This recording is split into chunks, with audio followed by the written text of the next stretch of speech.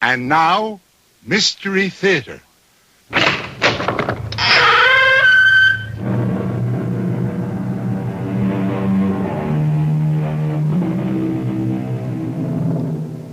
Come in. Welcome. I'm E.G. Marshall. Before you cross our threshold, perhaps I'd better warn you about something. If you can't stand the sight of blood, you may not want to hear our latest offering, because this is a story all about blood. Blood in its three variations of meaning. The blood ties of family loyalty, the blood of violent crime, and just plain human blood. Think you can take it? Very well. Then please come in, pick out a comfortable chair, and try not to be too squeamish when you hear things like this. Benny, was there ever any blood on that knife? Hey, you trying to trick me? Answer the question. I told you I didn't cut that guy. Benny. No, it was brand new. I never cut anything with it.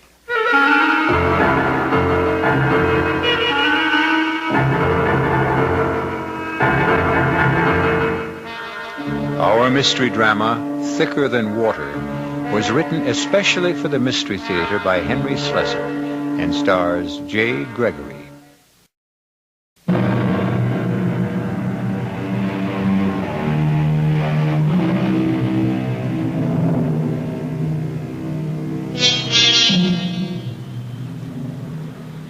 You're listening to what some people think of as jungle noises. But in this case, the jungle is what they think our large metropolitan cities have become.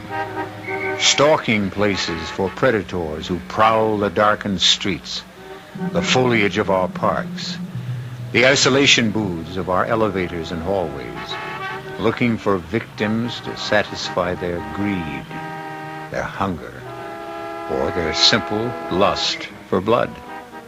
But the well-dressed man who walks down this particular dark and quiet street in a neighborhood of crumbling tenements and menacing shadows doesn't seem to be aware of lurking danger until danger stops lurking and strikes. Hold it, mister.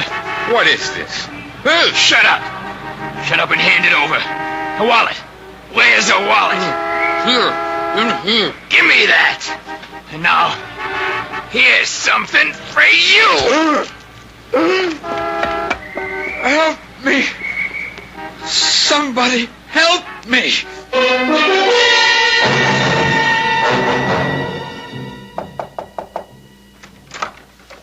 May I come in, boss? Yes, come on in, Olga. Thanks. I didn't bring you any flowers, but from the looks of this room, you didn't need any. I wish somebody would get them out of here. Place looks like a funeral home. Well, is it all right to ask how you feel? Go ahead and try. How do you feel?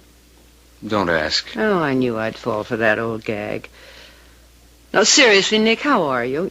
You certainly look like your old self. Yes, I'm my old self, Olga. With something extra. An 8-inch gash in my side. Oh. Fortunately, it wasn't very deep. They keep telling me I'll heal nicely. Whatever nicely means. Oh, you poor man. Why did this have to happen to you? Yeah, why not? People get mugged in nicer parts of town than the place I was at. I guess the police were right. About what?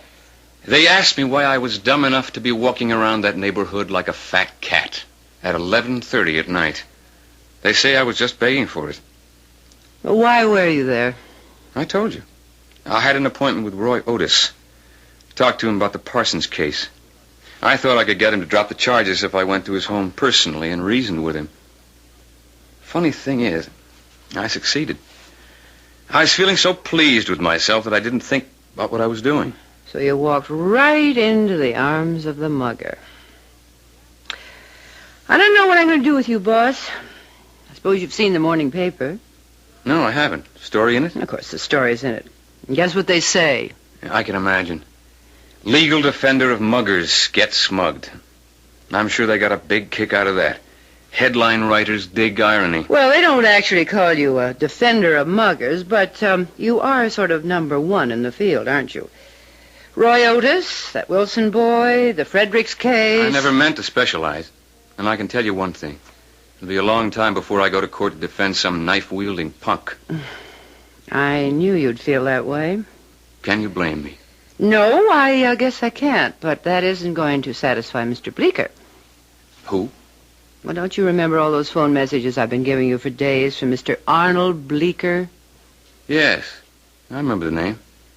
I told you to tell the guy that I'm hardly in any position to take on a new case. Well, from what you said about your condition, you will be going back to work soon, right?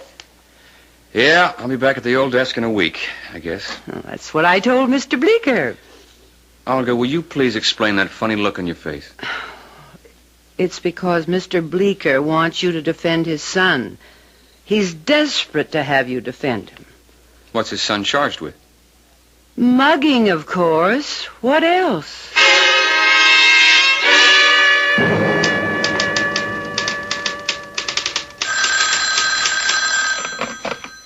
Mr. Wedge's office. Oh, yes, Mrs. Hamilton. How are you? No, he's in conference at the moment, but I think I know the answer to your question. The hearing will be held at the municipal court on the 27th. Oh, yes, of course. And Mr. Wedge will be talking to you before then. Yes, I'll tell him. Goodbye. Good morning. Oh, hello, Mr. Bleecker. I guess you're not so happy to see me, are you, miss? Well, it's not that, Mr. Bleecker. It's just that, well, that I've told you it won't do any good. Mr. Wedge simply isn't able to take any more clients at the moment. Look, I gotta get a lawyer soon. I gotta have a lawyer right now. The judge told me either I get somebody or the court will appoint somebody. Well, you could do a lot worse than a court-appointed attorney, Mr. Bleecker. Even Mr. Wedge does that sort of thing now and then. He does? Yes, most criminal lawyers do, without fees. Well, then, let him do it now, for me, for my son. But I'll pay him. I'll pay him anything he wants. Really, Mr. Bleecker, it isn't a matter of money. Yeah, I know. You look at me, you see a poor man, but I'll pay. I'll get the money somehow. Olga, do you still have the file out on the Fredericks? Mr. Wedge, please. I gotta talk to you. I've been trying to talk to you for days. Would you be Mr. Bleecker, by any chance? I'm sorry, Nick. I told the man Please, that you let me couldn't say 10 words to you. Have you got the time to hear 10 words from somebody? All right, Mr. Bleecker, come on in. Thank you. Have a seat. No, I'll stand. I'm too nervous to sit down. Mr. Bleecker, I can save you some words. I know about your case. I know that your son has been arrested for stabbing that man. Only he didn't do it. That's the thing. It was somebody else, and they arrested my Benny. Well, I'm not saying that isn't possible. I know it's true. My son told me it was true, and I believe him. Oh, that's fine. That's the way it should be between a father and a son. But if he really is innocent, Mr. Bleecker, the chances are excellent that he'll go free. No. The chance is rotten. The way things look, there's almost no chance. That's why I need somebody like you.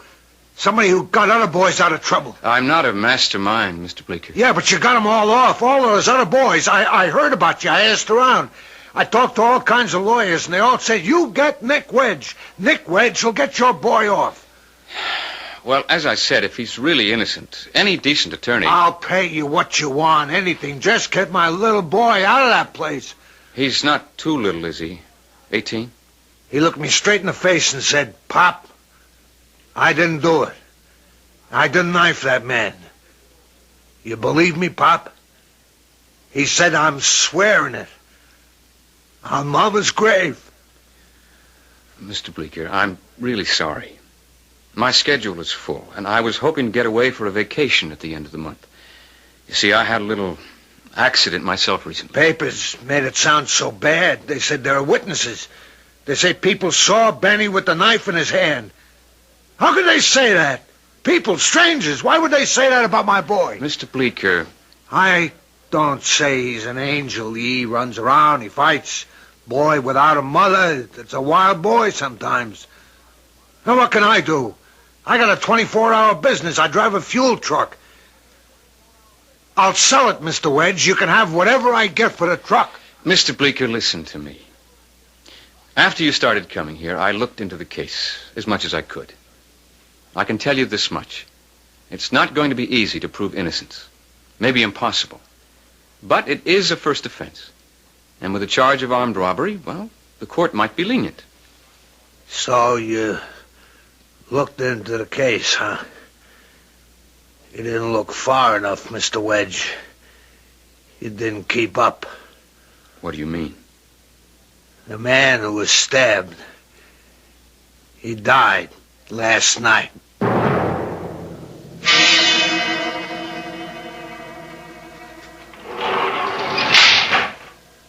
Who are you? I'm your lawyer, Benny. Maybe. You the lawyer my father told me about? One who gets everybody off? If that's what he's told you, he's wrong. Sit down, Benny. We have things to talk about. When can I get out of here? They told me I'd get out as soon as I got a lawyer. Whoever told you that was wrong, too. What about bail? My father says he can raise bail for me. Bail's been refused. What? You heard me. Now, this is a capital offense. The victim is dead. The charge is now homicide. The court has refused bail. You mean I gotta stay in this crummy place? Until the trial, yes. When's that? Don't rush it. We need every minute of delay we can get.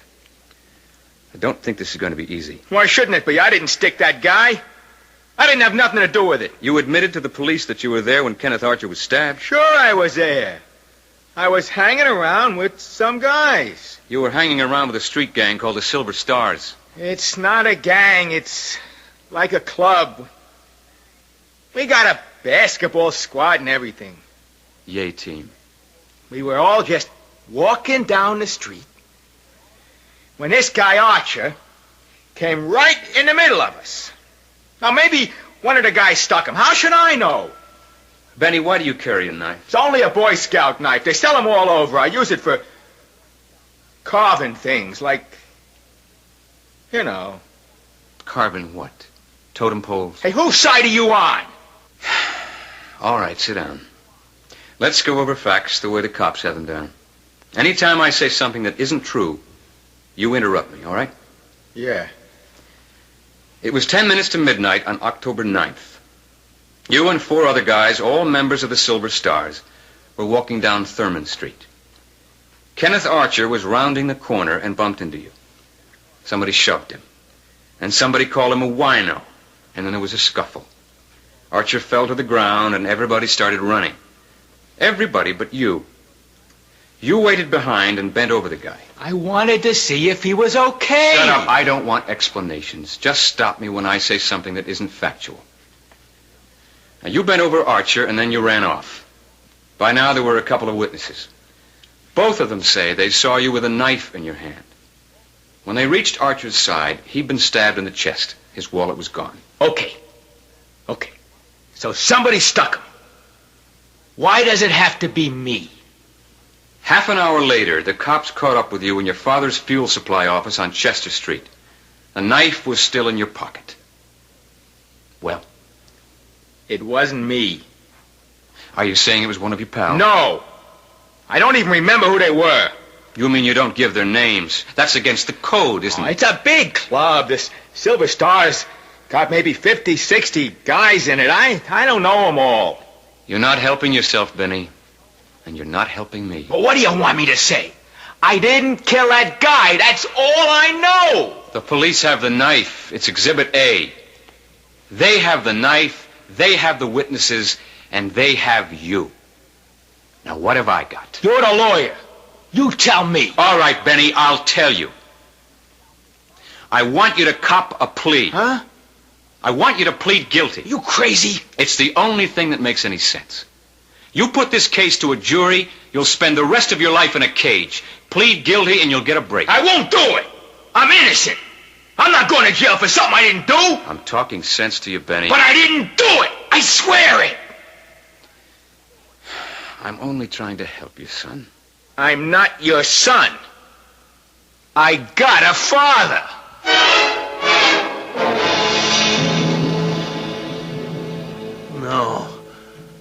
No, Mr. Wedge, don't say that. You can't give up.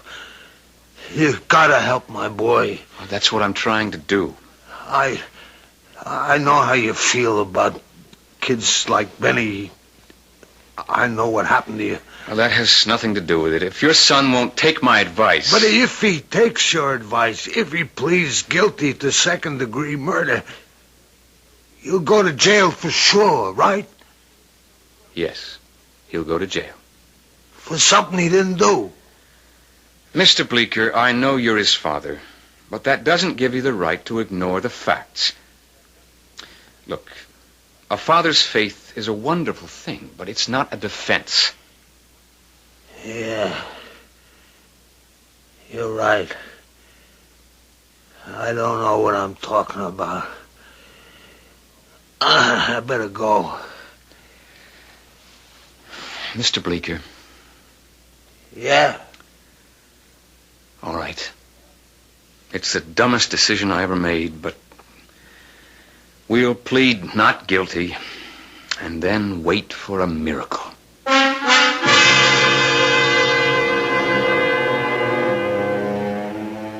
Well, it looks like Mr. Nicholas Wedge stands a fair chance of going into court with a losing case. They say that preparation is 9/10 of the battle for an attorney. But how does one prepare for a miracle? We'll find out shortly when I return with Act 2.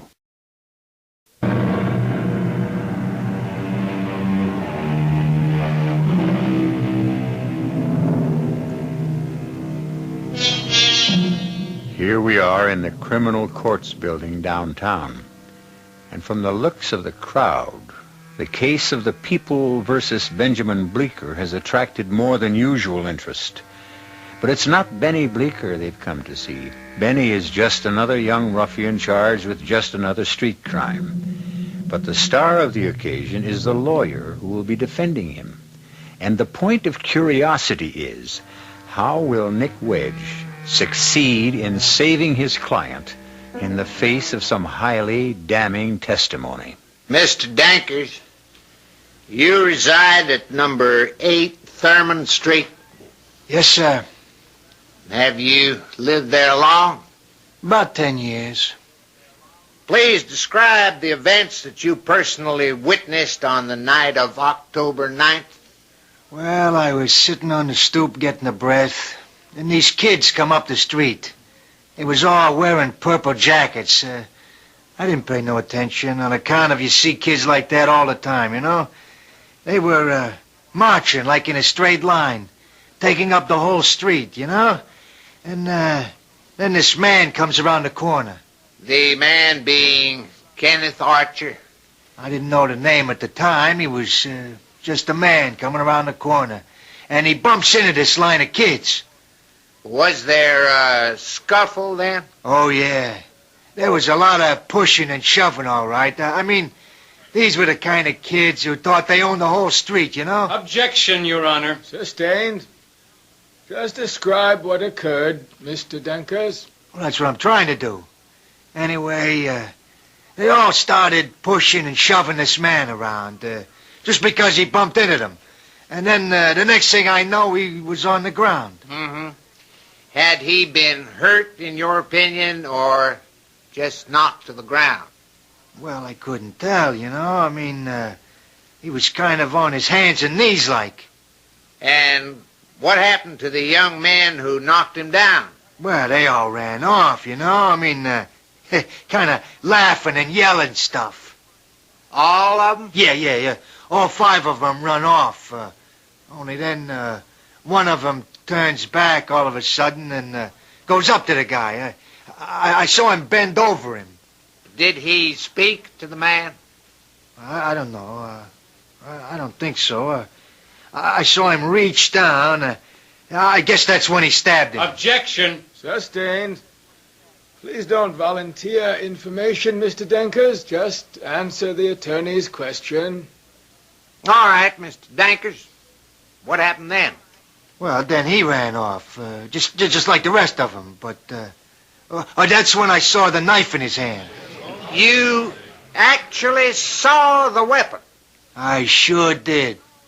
But you didn't know that the knife had actually been used until you went up to Kenneth Archer. Objection, Your Honor. The assumption that the wound was caused by the weapon that this witness presumably saw is unwarranted. All right, I'll be happy to amend my statements, Your Honor, that Mr. Dankers didn't know that a knife had actually been used until he went up to the fallen man. Will that satisfy your objection, Mr. Wedge? Yes, sir. Go on, Mr. Dankers. You say you ran up to the man to see how badly he was hurt. That's right, and by the time I got there, I saw all this blood on the ground. Mr. Dankers, how far away were you when all this happened? Oh, I don't know, maybe 40, 50 feet. You got a good look at the people involved in this incident? Well, I don't remember what the kids looked like, the ones who ran away, but the one who came back, the one who did this, you know what I mean. Him I saw clear as anything, and the knife in his hand. Do you see the man in the courtroom right now? Yes, sir. Yes, I do. That's him over there. All right, no further questions. Counsel for the defense may cross-examine. Mr. Dankers, do you always wear glasses? That's right. Actually, even with correction, your vision isn't very keen, is it? I'm 67, mister. Wait till you're my age. It was almost midnight on a street which is lighted by a street lamp actually 30 yards from your building. Is that right? I never measured it. Well, I have, and you can take my word for it. The lamp is a good 30 yards from the scene of the crime, yet you saw a small jackknife. This knife, Exhibit A. Look at it, Mr. Dankers. Yes, I saw it. It's not a very large knife, is it? But I saw it just the same. It was sort of flashing in the light, you know. To tell you the truth, I might not have noticed it at all if it wasn't for one thing. What's that? Mrs. Dankers, my wife.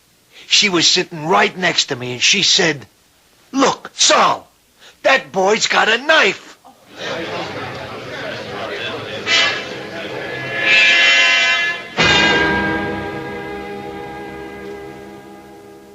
All right, Benny. Let me get this straight. You claim that you don't remember the names of the other boys who were with you that night. That's right, Mr. Wickers. Even though they were members of your own gang. Pardon me, your own social club. I just met him. I mean, look, see, we all came out of this movie together. I mean, I didn't even talk to him. Mm-hmm, I see. Benny, you do carry a knife, don't you? Yeah. I mean, yes, sir. But, just a Boy Scout knife. Not a switchblade or anything like that. In fact, you were carrying this knife on the night of October the 9th. Well, yeah, I always carry it. In fact, it was still in your pocket, that knife, when the police picked you up. Yes, sir. By the way, son, were you a Boy Scout? Who, me? No. Uh-huh. No further questions, Your Honor.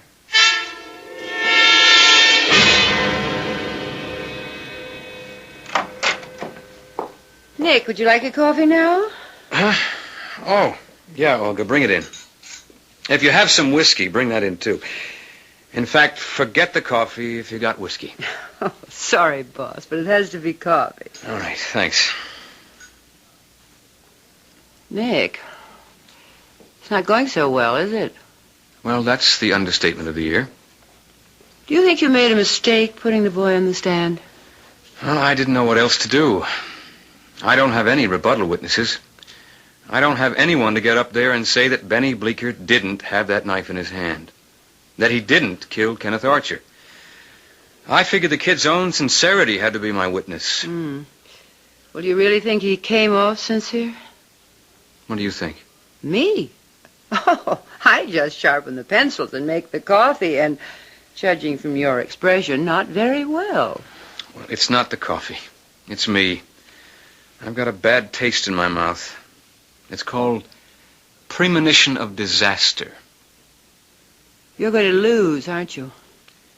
As far as I know, there's only one person in the whole world convinced of that kid's innocence. Unfortunately, that person is his father.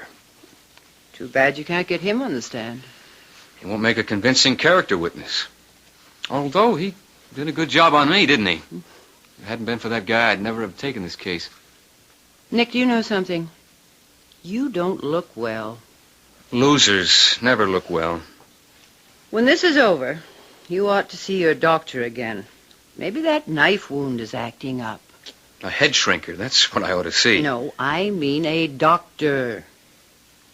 You know something? It's a thought. Maybe I ought to see Doc Haggerty. Who's he? You remember Haggerty on the Hofstra case, 1969? Oh, well, he's not the kind of doctor I mean. He's a sort of biochemist, isn't he? That's right. He's got an office at Dugan Hospital. Olga, I'm going out. If anybody wants me, I'll be back around 4. You mean you're going to see him now? Yes. To find out if he's got any good medicine. I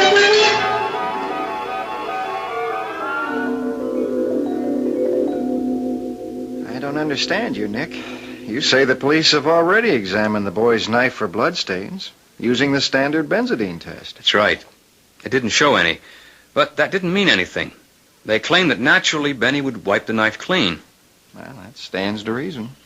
But you told me once that there was a more sensitive test for bloodstains, remember? Yes, there's another test. It's called the reduced phenolphthalein test. It's far more sensitive, in my opinion, but it's not universally accepted. Why do you ask? Doc, I want to make that test. Well, all right. Get me the boy's knife. I can't do that. It's court property. Exhibit A for the prosecution. But could you demonstrate the test for me with another knife? One just like it? I suppose so. If you have one like it. I do, right here.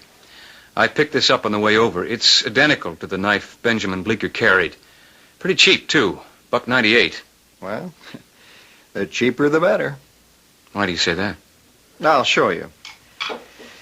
First, I'll mix up some of the reduced phenolphthalein solution.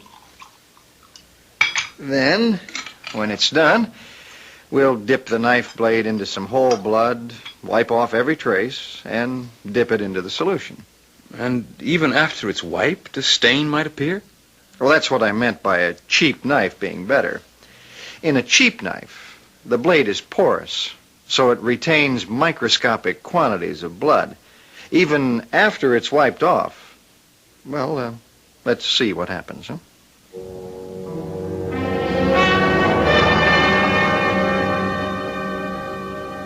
All right, Nick. You ready for the test? Ready when you are, CB. Okay. Now, first, we'll dip the blade into the whole blood. Where do you get that stuff? From vampires? All right, then we'll wipe it absolutely clean. There. Does that look clean to you? Like a whistle? Okay. Now, we'll place it in the solution and watch carefully. Hey, stuff's changing color, turning pink. Well, you see what I mean? What appeared to be a perfectly clean blade isn't clean at all. The blood tells a story. That's really amazing, Doc. In fact, the bloodstains might have been there years ago, and this test would still show them up. So if I took the kid's knife, put it into the solution, and it turned pink... You'd be one lousy lawyer, Nick. You'd be sending your client to prison. Yeah, maybe. And maybe unfairly, too, because, you see, the test doesn't prove whose blood is on the knife. Even if your client just cut his own finger once, it'd work just the same. He'll look just as guilty. All right. That's something I can straighten out with him. Right now.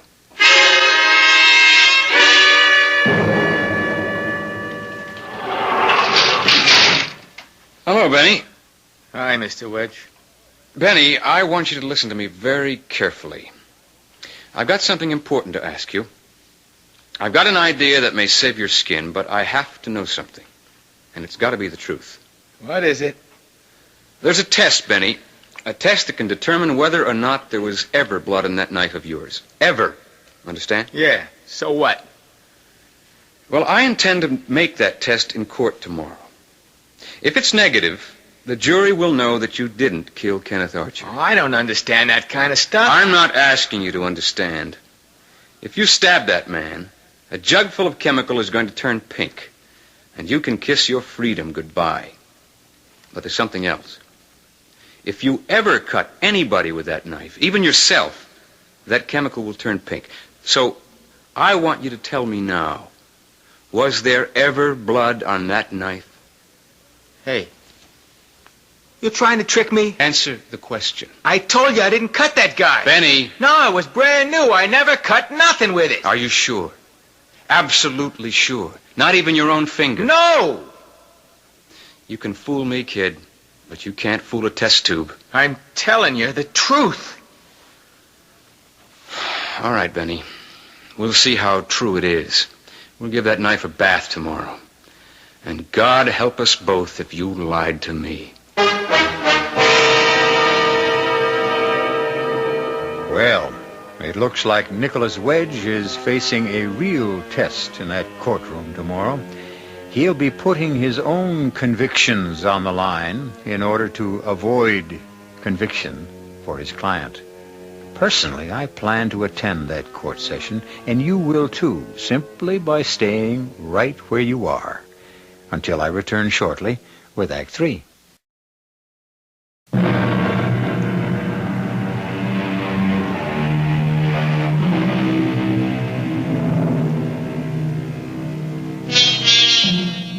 Once again, the trial of Benjamin Bleecker is a well-attended affair.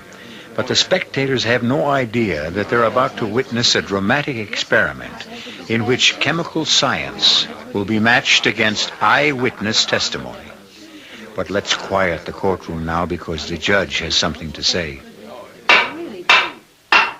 Mr. Wickers, is the prosecution prepared to make its summary? Yes, Your Honor. Your Honor. Yes, Mr. Wedge? Your Honor, something has occurred which I consider of paramount importance to this case. I ask the court's permission to introduce new evidence for the defense. Objection. The defense has had sufficient time for the introduction of evidence. I suggest this is a delaying tactic. What sort of evidence, Mr. Wedge? It's a demonstration, Your Honor. A demonstration which will, in my opinion, clearly establish my client's innocence. Or, for that matter, his guilt. Your Honor, if Mr. Wedge would like a postponement... I don't want a postponement. I want to make this demonstration now. If I may be permitted to describe it to the court. Mr. Wickers, if the prosecution has no objection. All right, very well, Your Honor. Thank you, Mr. Wickers. If I may come forward, Your Honor. What is it you have there, Mr. Wedge? This box, Your Honor, contains a beaker with a chemical solution formulated for the detection of blood stains. One moment, Mr. Wedge. Are you introducing expert testimony? Please indulge me, Your Honor. Just let me explain what it's all about. Very well. If I may have Exhibit A. Thank you. Ladies and gentlemen, you've seen this exhibit many times in the course of this trial. The knife which presumably killed Kenneth Archer. The knife which was in the possession of Benjamin Bleecker on the night of the slaying. Now, when someone is killed with a knife, what happens to that weapon? Invariably, it becomes covered with blood. And yet, during this entire trial, not one mention has been made of that word. Well, I mention it now. Blood. Look carefully at this weapon. I'm sure you all know that it has never left the court's possession since my client was arrested. Now look at this blade. See how clean and shiny it is? That's not surprising. The knife is new, purchased only a few weeks ago. But what may surprise you is that this clean, shiny blade can still tell a story of guilt or innocence. For as every chemist knows, there is a virtually infallible test which can determine whether an object of such porous metal has ever touched even one drop of blood. Your Honor, I intend to prove once and for all whether I have been defending a young man falsely accused or a lying murderer. I intend to dip the blade of this knife in a solution of reduced phenolphthalein, the most sensitive of all blood detection chemicals. One moment, Mr. Wedge. Yes, Mr. Wickers. You say that this beaker contains what? Well, I'll try to pronounce it a second time, Mr. Wickers, although the first was tough enough. Reduced phenolphthalein. And how can we be certain that it contains this solution? Could be lemonade, as far as we know. I have a statement here from Dr. Harold Haggerty of the Dugan Hospital, testifying as to the contents. One moment, please. If you plan to produce expert testimony, why isn't that expert here to testify?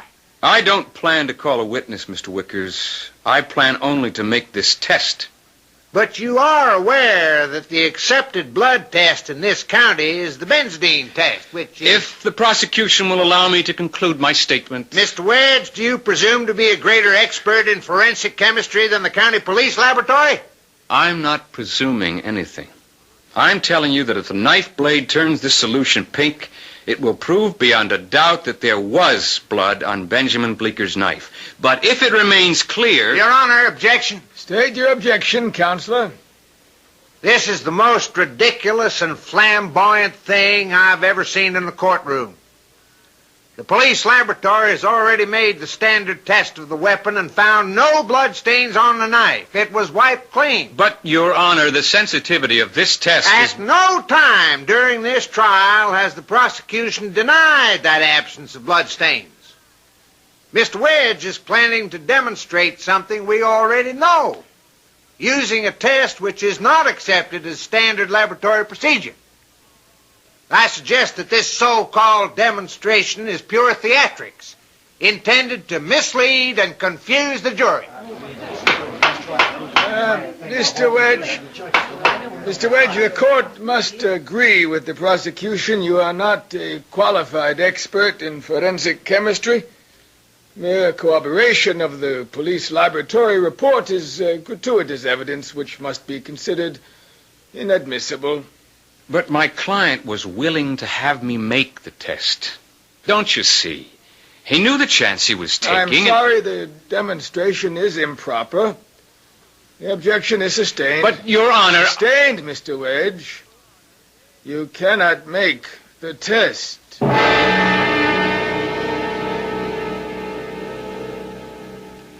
Ladies and gentlemen of the jury, I believe that Benjamin Bleeker is innocent. I believe this because of a test which I was not permitted to make. This boy knew that the results of this test might have condemned him to life in prison. And yet, Benjamin Bleeker told me to proceed. What could be more obvious? That no guilty person would have done so.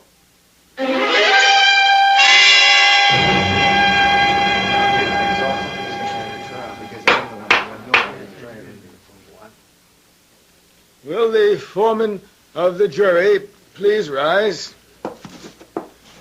Has the jury reached its verdict in this case? We have, Your Honor. How do you find the defendant, Benjamin Bleeker? Guilty or not guilty? We find the defendant not guilty.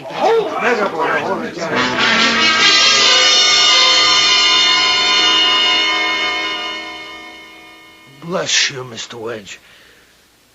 God bless you for what you did out there. Yeah. You really did a job on him, Mr. Wedge. Gee, thanks a lot. I didn't ask you in here to congratulate me. I had another reason. I know we should talk about the fee. No, Mr. Bleeker. It's not my fee I'm worrying about. It's my conscience. Your conscience? Why? Because of what I just did. Yeah, but you saved my boy. Yes, I know. But in order to do that, I had to resort to exactly what the prosecuting attorney called pure theatrics. What? I don't understand. I didn't want to make that test. Do you understand? I didn't want to make it. Didn't even plan on making it. I would have had to, I suppose, if there was no objection. But that was the chance I took. Wait a minute. You didn't want to? If the stuff in this beaker had turned pink, it would have been all over for your son. I was counting on the prosecution objecting. I wanted their objections because I thought the jury would be impressed simply by the fact that we were volunteering this experiment. Yeah, but if you had made the test, it would have been all right, too. How do you know? Well, because it would have been. Because what my son said was true. Well, there's only one way we can really know that, isn't there? You see this, Mr. Bleeker? Hey, that's my knife. That's right. Exhibit A. What are you going to do? We're going to make the test that judge wouldn't allow. We're going to make it privately. Just for us. But why? What does it matter now? It matters to me. That's why. Hand me that knife, please. The knife? Give it to me. Don't you want to know the truth, too? The truth. Pop! Pop, for the love of... Pop, what are you doing? Bleeker, what are you doing with that knife? I'm cutting myself with it, Mr. Wedge. Cutting my hand with it. Pop, are you crazy? Here, Mr. Wedge. Here's your knife. Make your test now.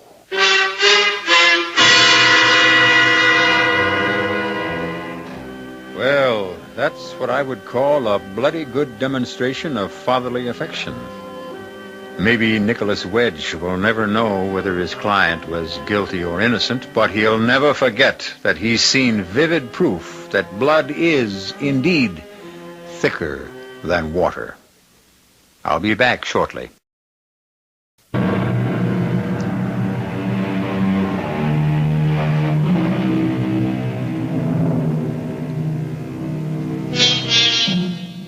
I hope you noticed something at the beginning of this program. I warned you that if you couldn't stand the sight of blood, you might find this story too gory for your tastes. But, of course, you haven't seen any blood flowing on the Radio Mystery Theater. You imagine it. And perhaps that's the most gruesome experience of all. We hope that you'll return for another gruesome experience. Our cast included Jay Gregory, Robert Dryden, Bob Caliban, Grace Matthews, and Ira Lewis. The entire production was under the direction of Hyman Brown. This is E.G. Marshall inviting you to return to our Mystery Theater for another adventure in the macabre. Until next time, pleasant dreams.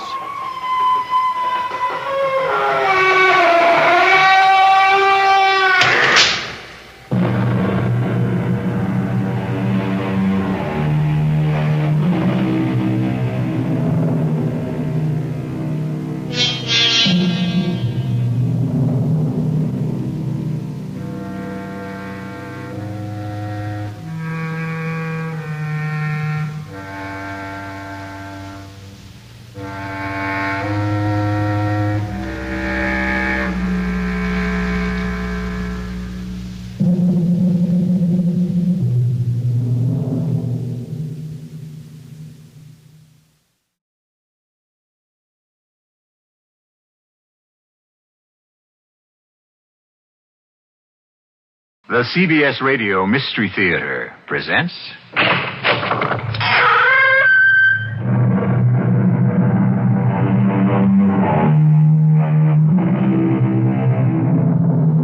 Come in.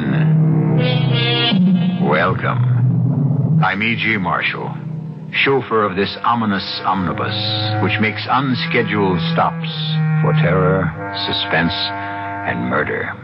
The life of man, according to the ancient Greeks, was a thread that passed through the hands of the three goddesses of fate.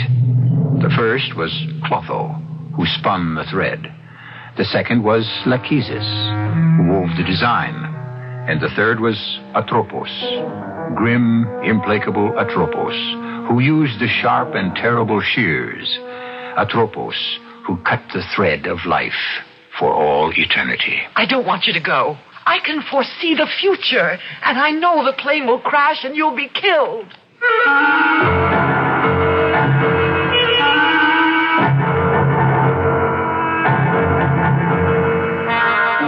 Our mystery drama, The Ideas of March, was written especially for the Mystery Theater by Sam Dan and stars Nina Foch and Les Tremaine.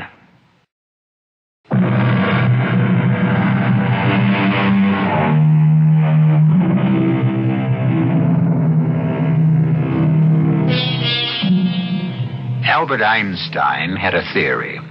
It was called relativity.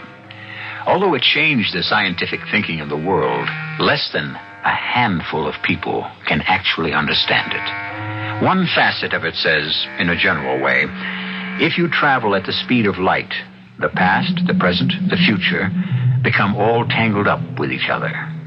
In a general way, then, this could mean that the future has already happened, off somewhere, and it's waiting for us to catch up with it. Well, then, is it possible somehow to catch a glimpse of it? There are people who say we do, in dreams. The problem is, most people's dreams are mixed up, confused, and obscure, as were the dreams of Cassandra Morrow, until very recently, until last night. Last night, she had a dream that was so clear, so precise, so real.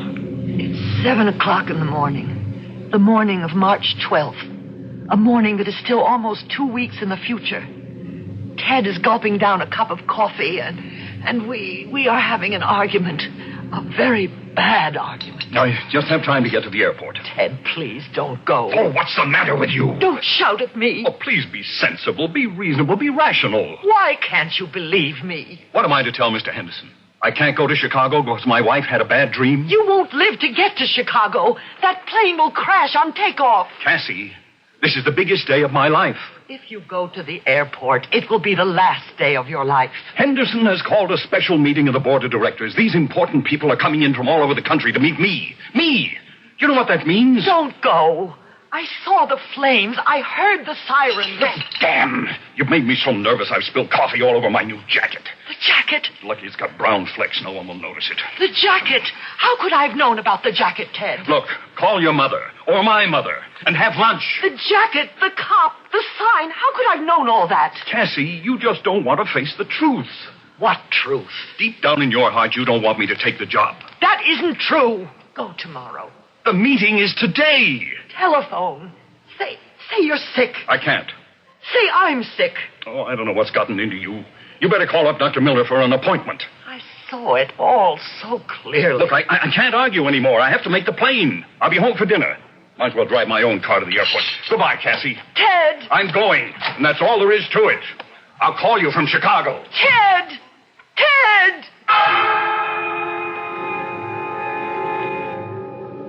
I want to stop dreaming, but I can't.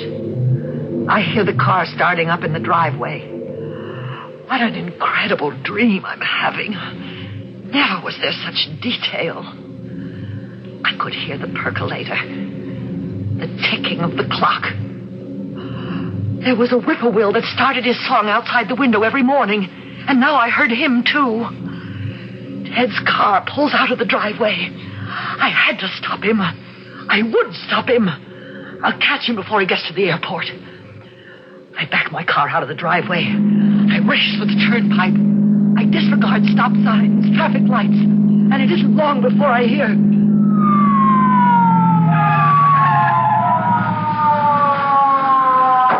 Okay, lady.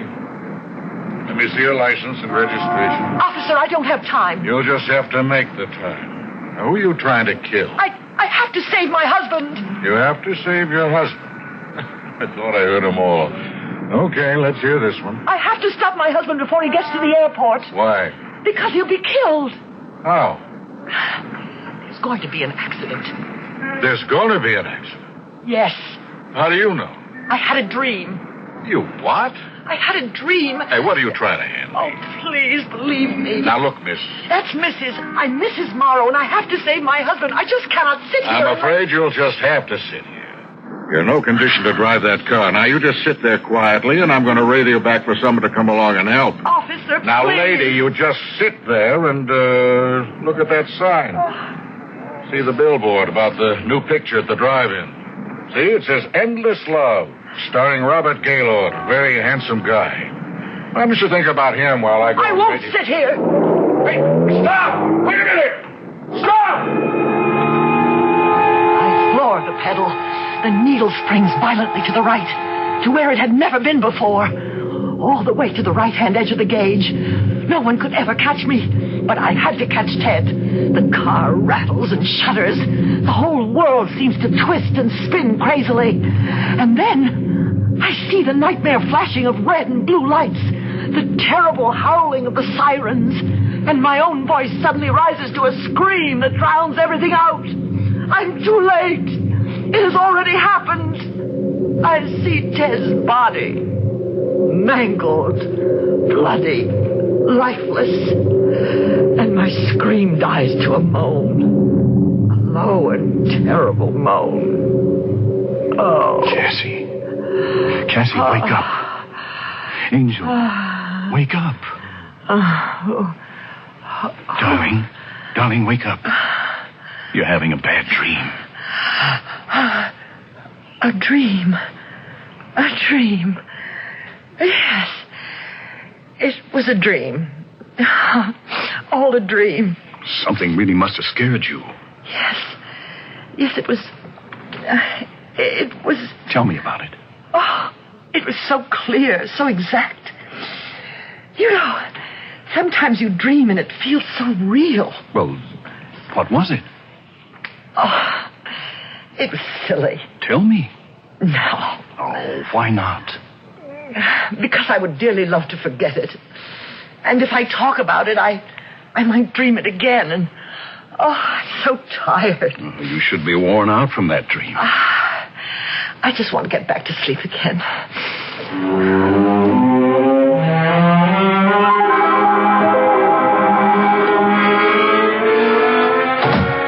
Ted? Yes, indeed. Dinner ready? Oh, I never even heard you leave the house this morning. Well, you had a rough night. Thought I'd let you sleep. I hope you made yourself some breakfast. I didn't starve. You feeling okay? Why shouldn't I be feeling okay? Well, you had a very bad dream. Seemed to take something out of you. I was worried about you all day at the office. Well, if you were so worried, why didn't you call? Why didn't I call? To call or not to call, that was the question. What question? Well, first, I was tied up all day. And second, I wanted to tell you about it in person. Tell me about what? Tell you that I'm going to be named Vice President in charge of production. Ted! Vice President Ted, if you please. You mean it's going to happen? It's already happened. Sterling sent in the recommendation to Mr. Big Wheel himself, Henderson, in Chicago. Vice President. Money, bonus, stock options, the whole works. I have become what is known as management. You know how people talk about they? I have now become a they. Oh, we'll have to move, won't we? Sure. Can the vice president in charge of production for International Minerals reside in a 3-bedroom ranch in West Valley? No. We'll have to live up to it. I like it here. You'll like it better where you're going. When does it become official? Thursday, 12th of March. The 12th of March? That's the fateful day. I'll give you a rundown. On 7 a.m. Thursday, March 12th, I drive out to the airport, and I board the 8 o'clock to Chicago. What did you say? I haven't said anything yet. Listen, There will be a luncheon session of the board of directors, at which time I shall be named VP in charge of production. In Chicago? Well, of course. Why? Why? Cassie, that's where the international headquarters of the company happen to be. Ted. Something wrong? Oh, I don't know. Well, then something has to be wrong. What is it? I don't know what to say. Please, tell me. Well, I don't know how. Well, try. You know that dream I had last night? I dreamed that it was 10 days from now. The Thursday morning of March 12th. Well, that's a coincidence. And I dreamed I tried to stop you from going to the airport. But why? Because there would be an accident and you would be killed. That's what I dreamed. Oh. Well, I hope you woke up before anything drastic occurred. No, I didn't wake up. Not until I had seen the ambulances and the emergency crews and... And what? And I saw you. Dead. Are you sure I was dead? Please, don't make me talk about it. Don't make me think about it. It was horrible. Well, forget it. Why did I have a dream like that, Ted? Why should I dream that? That you would die in an airplane accident on March 12th. I don't know. You're probably scared of me flying when you heard that I was scheduled to go to Chicago. No, Ted, you're not listening.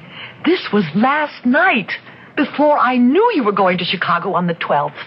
Before you knew. Darling, there's an explanation for everything. Well, how do you explain this? Well, let's see if we can analyze the thing. March 12th, what, if anything, is significant about that date? Does March 12th mean anything to you? No. March 12th? Oh, of course. What is it? I know why you don't want me to go to Chicago. Why? Because that's where Marcella Thornton lives. Oh, Marcella. I haven't thought about her in years. Oh, is that so? You forget that Marcella and I were supposed to be married 12 years ago. On what date? March 12th? Oh, but Ted, I knew it was over between you and Marcella. I knew you chose me. But a little residue of doubt may still be lurking in your subconscious. Oh, it was 12 years ago, the 12th of March. All those 12s coming up must have overwhelmed you. No, Ted, no. Nothing inside of me brought this on. It was as if I had been allowed to live in the future, and I had a glimpse of what was going to happen. Oh, you don't believe that, do you? I mean, you're a sensible, rational woman. You know, you just know you can't see into the future. Now admit it. Well... Look, on the basis of that dream, do you want me to cancel the trip? Well? No, I suppose not. Why don't we forget it? Incidentally, there was a sale at Rossmeyer's. I picked up a honey of a jacket. Oh, it's about time. You need new clothes. Yeah, let me open the package. I was thinking of wearing this to Chicago. They're a very informal group. No, wait. Ted, wait. Before you open the package, see if I can tell you what color it is. It's gray with brown flecks. Well, how did you know? You must have been spying on me. There, see? Oh! It's exactly the way you described it. Ted, that jacket. That's the jacket you were wearing in my dream. That's the jacket you were wearing on Thursday morning, the 12th of March.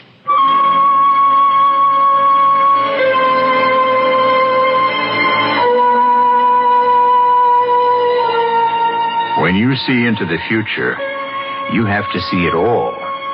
All the basic details, all the fine points, all the odds and ends. What are we dealing with here, anyhow? Is it coincidence? Or is it out-and-out prophecy? We always play fair. You might consider her name. For example, do you know who Cassandra was? Well, we'll explore it all further when I return in just a few moments with Act 2.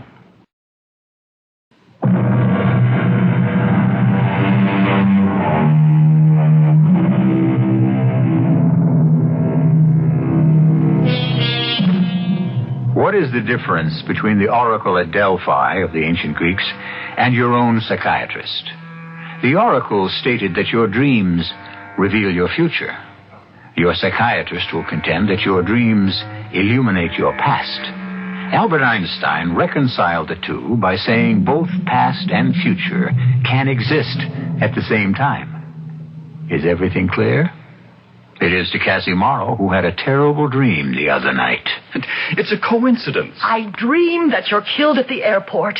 I dream you're wearing a jacket that you hadn't bought yet, that I'd never seen before. Now, how do you account for that? I'm scared. Cassie, be sensible.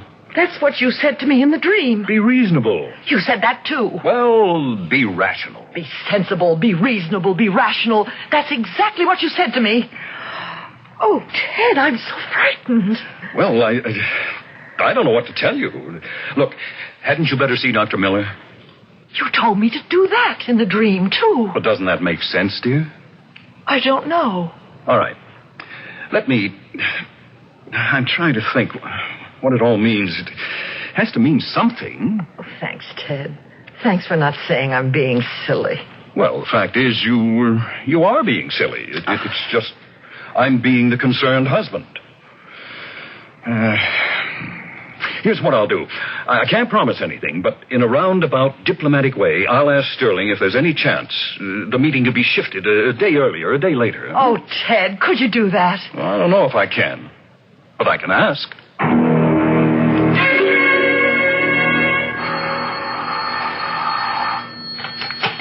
Hello? Cassie, What is it, Dad? Look, on this thing, this dream of yours, Well, what? I couldn't even bring it up. Sterling hit me first thing. He said March 12th is going to be a big event at the company. They're even bringing in the European people, and I just couldn't... Well, I couldn't ask. Oh, Ted, you must. Honey, everybody has bad dreams, and this is the 20th century. I mean, look, maybe you had better go see Dr. Miller. And what will he tell me? I don't know. But somebody has to tell you something that'll make sense.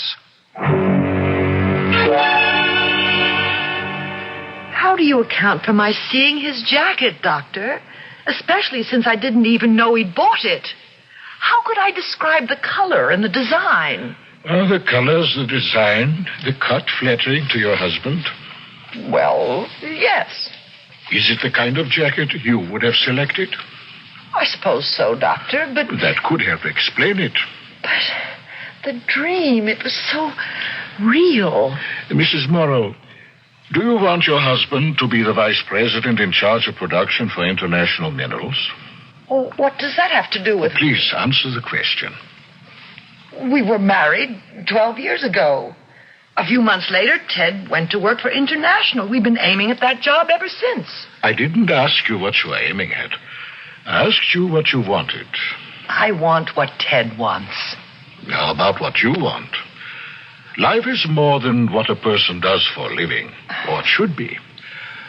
On the way to your goal, perhaps you found a way of life that appealed to you. Friends, a community. Maybe you really don't want to leave it. Well, what would that have to do with my dream? Everything. You knew Ted was being promoted. This is how you tried to stop him. Well, that might make sense if I knew. But you see, I didn't know. I dreamed this dream the night before Ted told me about the promotion. You knew? You knew about the promotion? How? How could I know? Ted sensed things were coming to a head at the office. It made him tense, nervous. After 12 years of marriage, people don't have to say things. You interpreted those signs. Neither of you had to speak. Well... I don't know. What you're asking me to believe is that you were able to see into the future. Isn't that so? Yes, that's so. Now, you should realize that such a thing is impossible. Why? Why is it impossible? Because such things are not humanly... Well, it just doesn't happen. You mean no one has ever been able to foresee a distant event? Well, I would say so. How about these people you read about in the papers? These people who foretold... My dear Mrs. Morrow, you want to indulge in quackery? I know all about people who claim to have foretold the assassination of a president or the breaking out of a war, but does anyone keep score of their predictions? How many never happened? What is their batting average? Well, still, there are people who have had premonitions of... Of what? Of some disaster, usually? The death of a loved one? Well, what about it? If you keep worrying about something constantly, and one day it happens of its own accord, that's not prediction. That's coincidence. I know. All the arguments are against me. But I know I saw it all so plainly. I'm trying to tell you why. You don't want him to go. I wouldn't stand in the way of his becoming VP in charge of production. That's something less than a ringing endorsement. And then, of course, we have Marcella. No, I deny that completely. Is Marcella married? I don't think so. Well, is she? Well, no. What is she doing now? She's editor of a fashion magazine in Chicago. When did you see her last? I never really met Marcella. Oh, then you never saw her? Oh, well, I did see her. It was a few days ago on a TV panel show. Oh? And how did she look? Beautiful. So, here we have Marcella. Beautiful, surrounded by glamour, while you have been Mrs. Housewife these past 12 years. Did Ted see the show with you? Yes. What did Ted say? He said, there's Marcella, as beautiful as ever. Did he discuss her after the show was over? No. Well, did he say anything else about her? You mean all he made was that one remark? Yes. But you couldn't help thinking that, quietly, he was comparing the two of you. I didn't think anything of the sort. And didn't you think, oh, my Lord, I hope he never goes to Chicago? I'm not worried about it. I know he chose me. And we have 12 years together. And they mean something. Mrs. Morrow, I think you must come to grips with your insecurity. You're afraid of Marcella. All I know is I had a dream. I saw my husband killed. It's not what you saw. It's why you saw it. Okay. Let's say it's nothing more than my subconscious insecurity. Okay. But how could I dream the details? The details of the future. The jacket. We've already accounted for the jacket. Well, how about the other details? Well, such as? The police officer. He stopped me just outside the drive-in movie at the Turnpike. And he said, why don't you look at that sign and fantasize about Robert Gaylord while I get you some help? He said that? Well, I haven't been near the Turnpike in weeks. I never go to that drive-in. How would I be able to read a billboard, Endless Love starring Robert Gaylord? How would I see that? Well, there must be an explanation. Oh, everybody keeps saying there's an explanation, but nobody explains it. Have you got a phone book? Yes, right over there. Oh, thank you. Turnpike, drive-in. Here it is. 207-8308. May I? Yes, of course. Everybody says be rational, be sensible. I am rational. I am sensible. What I saw was real, and I'll prove it. Turnpike driving. Can you tell me what it says on your marquee? It says what's playing. What else would it say? Can you tell me what's playing, please? Be my guest. The Love Racket starring Jenny Bailey. That's what it says? Uh-huh. That's what we got showing. I see. Hey, come on out. Bring your husband or boyfriend. Hey, I got a dynamite idea. Bring them both. What is it? Nothing. I was wrong. It was just a dream. Well, of course. I mean, it was just a dream. A dream like any other dream, and it probably means nothing at all. Well, it probably means something. Oh, but it doesn't mean... It doesn't mean I foresaw the future. What made you change your mind suddenly? Well, I was wrong about a significant detail. The movie. So, I could be wrong about all of it. The accident, too. Oh, thank you, Doctor. For what? Oh, I feel so much better.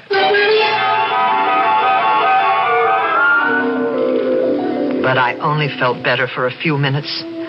The movie bothered me. I knew what I had seen on the billboard so clearly, so plainly, and it occurred to me I had better ask that question again, and differently. Are you the manager? Yeah, I'm the manager.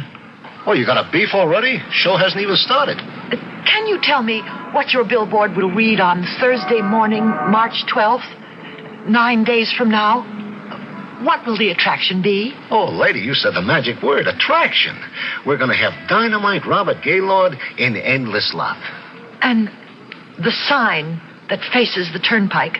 Well, of course, it faces the turnpike. How else would people be able to read it? Will it read Endless Love, starring Robert Gaylord? Well, what do you want it to read? Those are the facts, ain't they? Yes. Yes, those are the facts.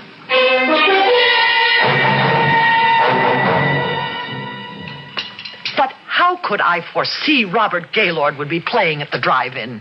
Because he's your favorite actor. But how would I know? A dream is a fantasy world, and you create it. And there are no real foundations for anything. You wanted that picture to be playing there, so that's what the billboard said. Did I also want you killed in a crash? Well, subconsciously, maybe you're angry at me for something. Oh, what? Well, how would I know? It's your subconscious. Ted, I'll tell you what scares me. The tone in your voice. What about it? I never heard it before. I never heard such anger. Well, maybe you never made me really angry before. This is the dream. This is what I saw. Yes, we're getting there. Getting where? I have 8 days till the 12th, and we're starting to argue. The way we'll argue that morning, angrily, bitterly. Well, just cut it out. I can't help it, Ted. I can't. You want me to refuse to go to Chicago, is that it? Only on the 12th. Well, it's the 12th or nothing. All right, Ted. I don't want you to go. That's it? Yes. Well, I can't cancel it, Cassie. I just can't. What did Dr. Miller say? That's unimportant. What do you mean it's unimportant? Anything anyone says is unimportant. I tell you, I know what's going to happen. Cassie, cut it out. Don't talk to me like that, Ted. You've got to get a hold of yourself. You've got to face the facts. Facts?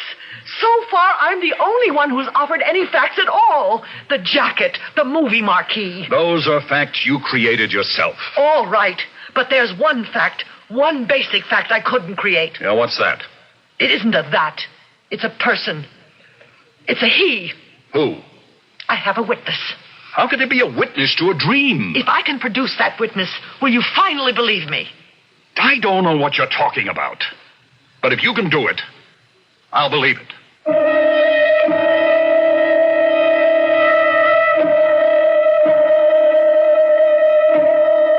Who is this person who can vouch for the authenticity of Cassie's dream? If she says there's a person, then she definitely is able to name that person. And since we try to play according to the rules, you know we aren't going to drag in anybody out of left field. That person has to be someone you've already met. But who? I'll be back in just a few moments with Act 3.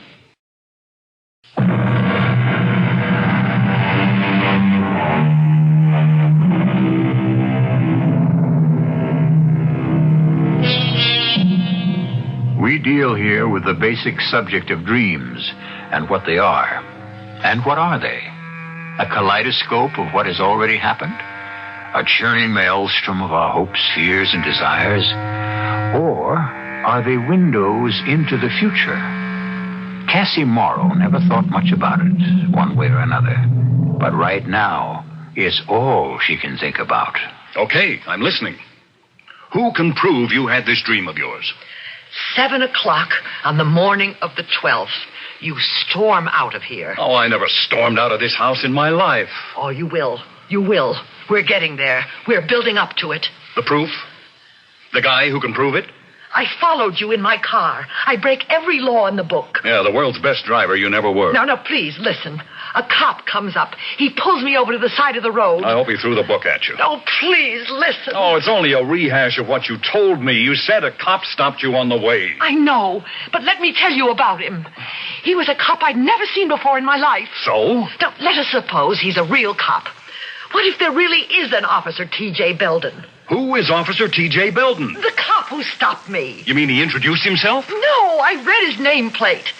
He had a nameplate on one side and a marksman's medal on the other. Oh, how many hundreds of cops have nameplates over one pocket and marksman's medals on the other? How many cops are named T.J. Belden? How many cops have red hair, blue eyes, and a scar on their chin? Oh, hey, what is this? Your eyes take it all in. Maybe you don't think you notice it, but your eye sees it. And you can recall it if you try.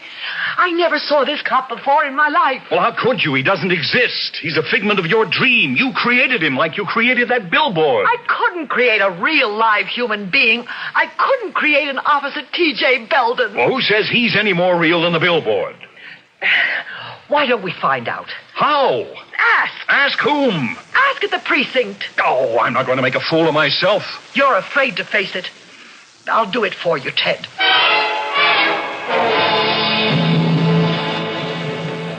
Yes, ma'am. We patrol the turnpike between here and the airport. Sergeant, would you have an Officer Belden? A T.J. Belden? Why do you ask, ma'am? Well, Do you wish to register a complaint? No, not at all. I just want to know. Lady, the personnel of any precinct is a matter of record. I couldn't keep it from you. I'm not saying... If it came to it, you could have a lawyer compel the department. No. I only want to know if an officer named T.J. Belden will be patrolling the turnpike on the morning of the 12th. Look, ma'am, we have no Officer Belden. Oh. I don't know the man. You might go to Central Headquarters downtown. I see. Thank you. It makes me feel wonderful to hear that. Thank you again. Now, finally, the thing could be laid to rest. If a dream is to be more than a fantasy, then all the details must be real. And if I had fantasized an Officer T.J. Belden, then I could have fantasized the rest. And I was feeling wonderful as I walked out the door. And then I saw him coming in. A tall, reddish-haired cop with blue eyes, a scar on his chin, a marksman's medal over his right shirt pocket, and a nameplate over the left which read T.J. Belden. I thought my heart would stop. I stood by the doorway. I watched him approach the desk. Patrolman T.J. Belden, Sergeant. I'm being transferred on the 12th here. My papers. Belden, huh? Hey, where have I heard that name before? Oh, yeah. Just a minute ago, some dame was asking for you. Dame asking for me? How'd she know I was coming here?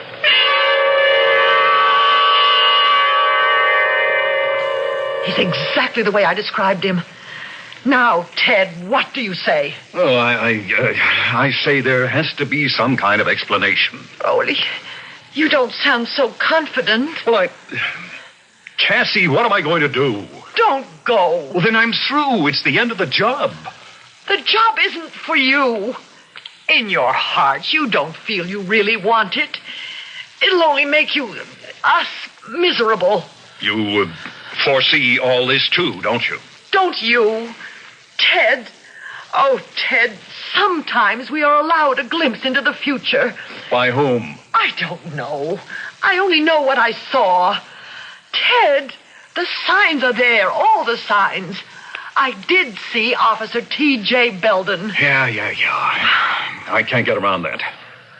Well, okay, you win. I won't go. Don't say I win. We win.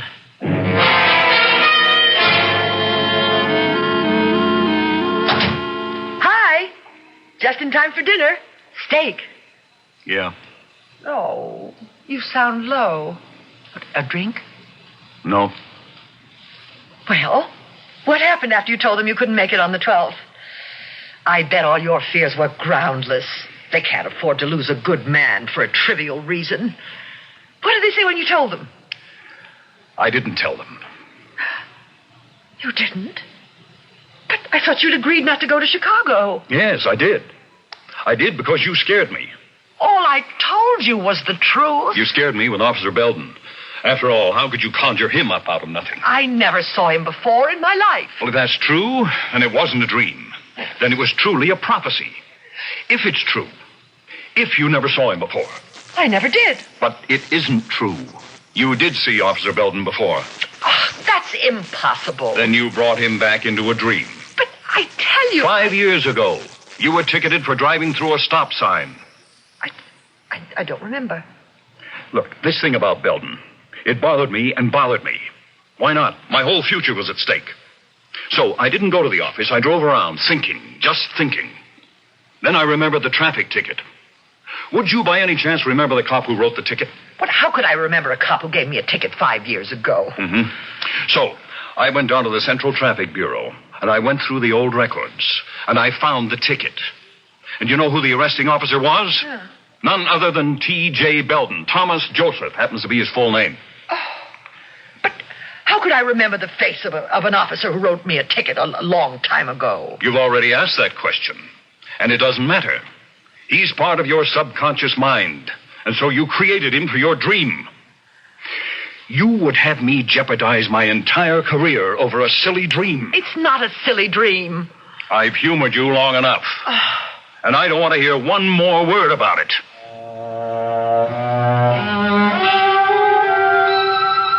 The days passed, and we hardly spoke.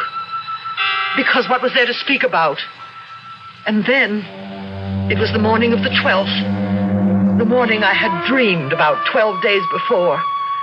And suddenly it was the dream come to life. Words exploded between us. Be sensible, be reasonable, be rational. Oh, damn! Spilled coffee all over my new jacket. The jacket? How could I have known about the jacket, Ted? The jacket, the cop, the movie sign. How could I have known? Look, you won't face the truth. Deep down in your heart, you don't want me to go to Chicago. You're afraid of Marcella. You don't want me to take the job. Go, but go tomorrow. I'm going today. And that's all there is to it. I'm living through it again. But this time I'm awake. Wide awake. I'm not dreaming. I know I have to stop him. Stop him somehow before he gets to the airport. Before he gets on that plane. Before that plane takes off. In the dream, I was too late. But this time, I'll go faster.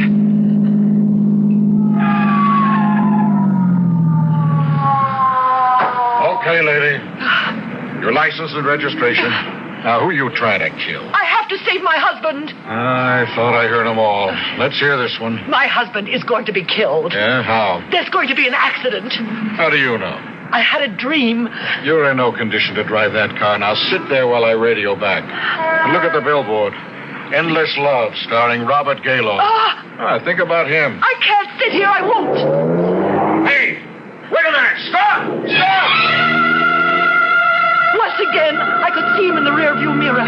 I could see him get into his cruiser and start out after me. But no one could catch me. The whole world seemed to twist and spin crazily. And just up ahead was the blue sedan with the license plate UL58. Ted's car. I honked the horn. I knew he was looking through a rearview mirror. But he refused to stop. He was trying to escape from me. I pushed down harder on the pedal, and the speedometer needle shot violently over to the right, all the way to the extreme right-hand side of the gauge, to where it had never been before. And suddenly I heard it, the terrible sound of the crash.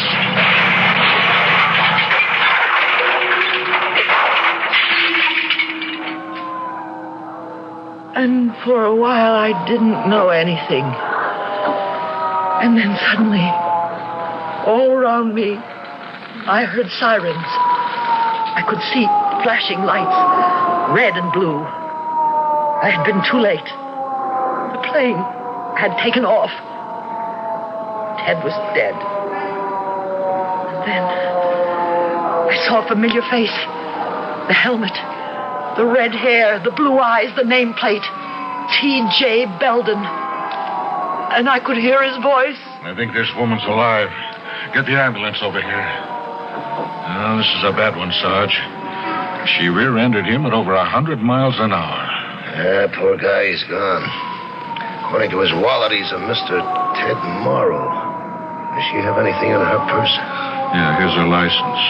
That's funny. Her name is Morrow, too. Cassandra Morrow. Same address. Yeah, she said she was trying to stop him. Stop him from what? Stop him from getting killed. Hey, this is the dame. Which dame? The one who was asking about you. How do you figure it? Beats me. Sure beats me.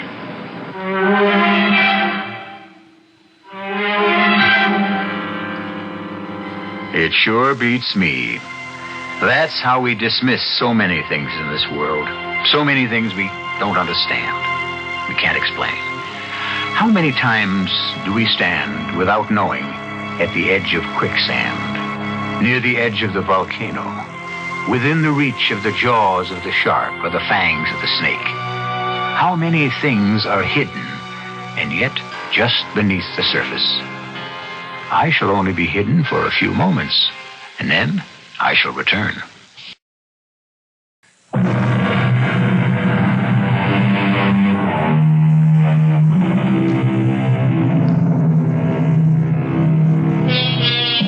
What happened to Cassandra Morrow? She recovered finally.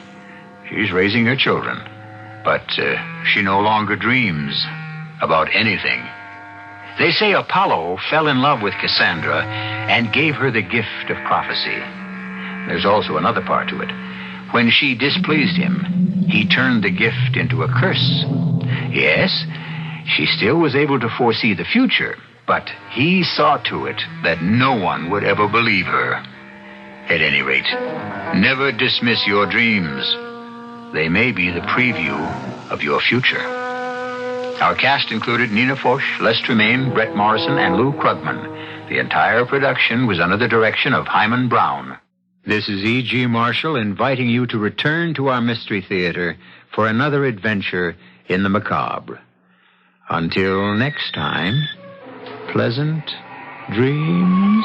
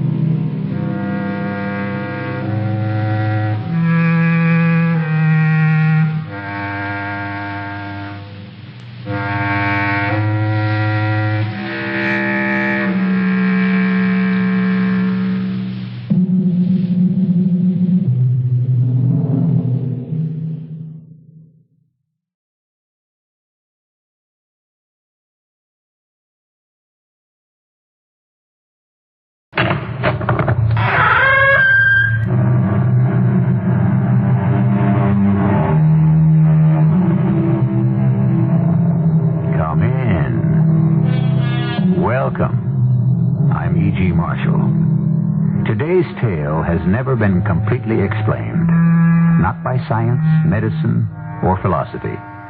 An incredible story of an ordinary girl called Trilby, who became the greatest singer of her day. Today, we would say she was hypnotized by an extraordinary man called Svengali. But even that wouldn't explain it all. For Svengali was indeed a magician. In fact, a monster who left in his wake a trail of horror and broken lives.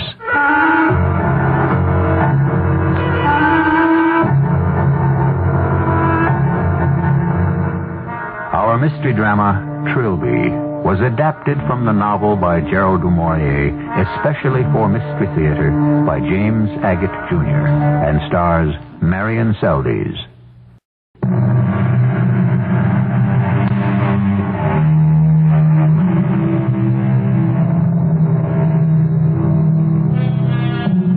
Imagine Paris of the late 1800s. Paris of Puccini's La Bohème.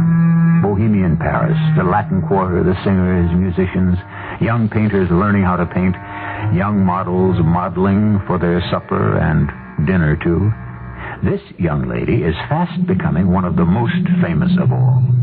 She is certainly the best-known French model ever written about. Meet Trilby. That is my name.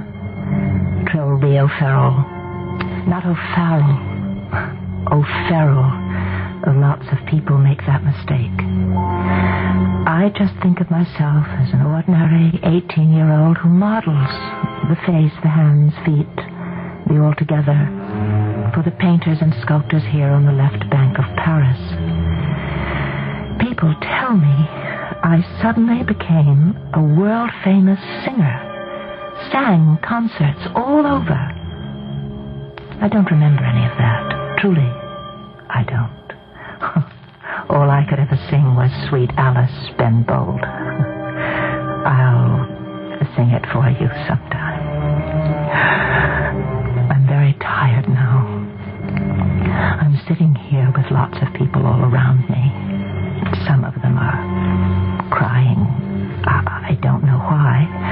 I don't like making people unhappy or making trouble. And that's what I said to Billy that first day we met so very long ago. Come in. Don't stand there in the door. My name's Trilby O'Farrell. I was modeling upstairs. Well, I'm Billy Baggett. We're all painters here, the three of us. He means we hope to be. That's Taffy. The other one by the window is Sandy. You modeling for Durian? Yes, a statue of a French infantry drummer boy that's wearing a silly outfit. Well, you can tell Durian that's the biggest joke of a uniform I've ever seen. Hi, I'm Taffy, Talbot Wynn. Taffy was in the Crimean War. That's how he knows all about uniforms. Well, I got so stiff holding that flag and that drum that Durian said I could walk about for a few minutes. And my head was killing me. Oh, you have a piano. Is one of you a musician? None of us, but it's handy to lean against. Oh, nobody plays your piano? Can you, Trilby? Me, I'm a tin ear. Oh, but I can sing one song. We have a crazy musician friend who doesn't own a piano. He comes here to practice. Hello. Hello. My name's Sandy. Sandy Laird. Go on, come right in. We like interruptions. You wouldn't have anything for a headache, would you? I have terrible neuralgia in my eyes. I've always had it. It just comes on and then there's nothing I can do. Sandy, Taffy, anyone got any suggestions for neuralgia? Strong coffee and close your eyes, I'd say. Well, sit down anyway, Trilby. We may have some leftover breakfast coffee I could heat up. Please, I don't want to make trouble for anyone. Svengali knocked. Svengali knocked the door. This time you can't say Svengali didn't knock. Good morning, gentlemen. Svengali has come to practice the piano. Not this morning, Svengali. This lady is suffering enough already. How do you do, mademoiselle? Oh, please excuse me. I don't feel very well to meet many more new people. She poses for Durian upstairs. And I was just about to heat up some coffee for her. Maybe Svengali can help. Your name? Trilby. Now, Svengali will sit in front of you. Trilby, look straight forward. Look into the whites of the eye. Whites. Keep, yes, looking. Concentrate. Concentrate on the eye of Svengali. Well, she's smiling. Is the pen still in the hand? It is almost gone. Svengali wishes all pain to go.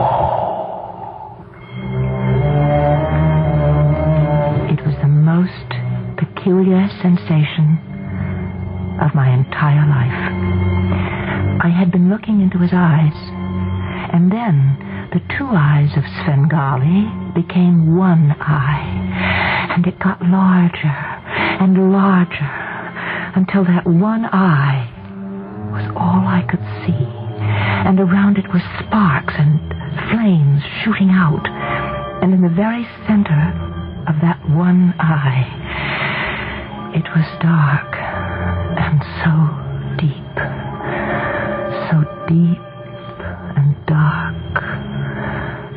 I could hear as though from the back of a very long tunnel. I could hear the voice of Svengali.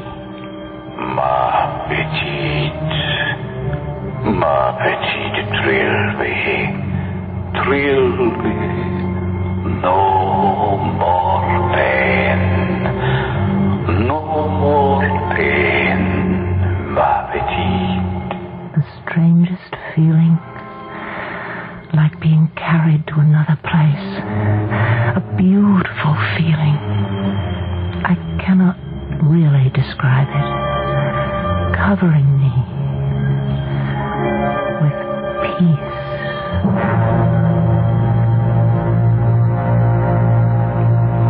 Is she asleep? Her eyes are closed. She is not sleeping.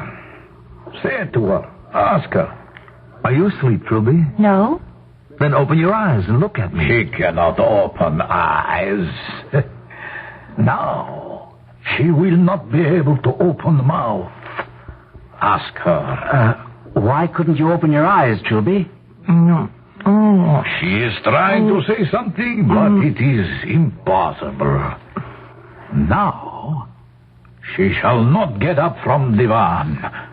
Go on, ask her. She's bound by a spell. She can't move. Svengali will now set her free.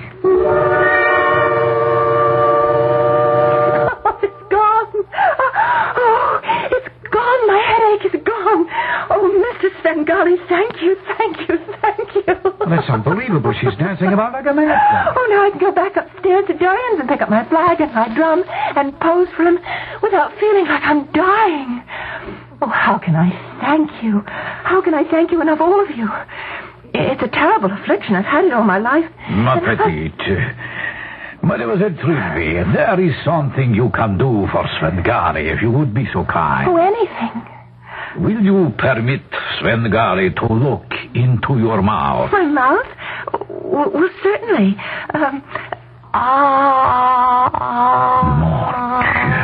What do you see? When this young lady was moving and laughing, Svengali suspected, huh? Oh, is there something the matter with me? Au contraire. On the contrary, dear lady. The roof of this mouth is like the great dome of the Pantheon. What a sounding board. But it is a great and sorrowful pity you do not also have musical organization. So it is. What God has given with one hand, with the other he has taken away. Svengali goes now. He is delighted he had made the pain disappear. Au revoir, mademoiselle. You have to go, Svengali? You haven't practiced. Another time. Now I am late. Au revoir, Taffy. Sandy. Au revoir, ma petite. Oh, he's a strange one, isn't he? I can't get over it. He never touched the keyboard. Oh, I'm so terribly grateful to him, but I don't know, he sort of reminds me of a skinny, hungry spider. Well, he cured my pain, and you don't know what a blessing that is. And if it happens again, and of course it will, I'd go back to him like a shot. I don't know, Trilby. I'm not so sure I wouldn't rather have any pain than have it cured in that unnatural way. He mesmerized you. Did you know that? Oh, you mean he talked to me? I'd heard of it, but I'd never seen it done. Well, is that bad? Well, they get you into their power, and they can make you do anything they please. Steal, even murder. Anything. Oh, you make the cold shivers run up and down my spine when you talk like that, Sandy. All I'm saying is, be careful, Trilby. Yeah. Yes, I suppose there is something about him, but without him being in the room, I do feel sort of strange when I just say his name. Svengali. Svengali. Svengali.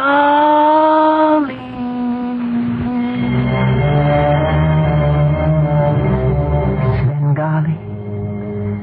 I could not get him out of my thoughts. In the middle in the street when I was walking, he would appear to me unexpected. Billy told me he was a great musician who had not yet made his mark, a composer of music, a conductor, and a teacher. I knew he must be a genius.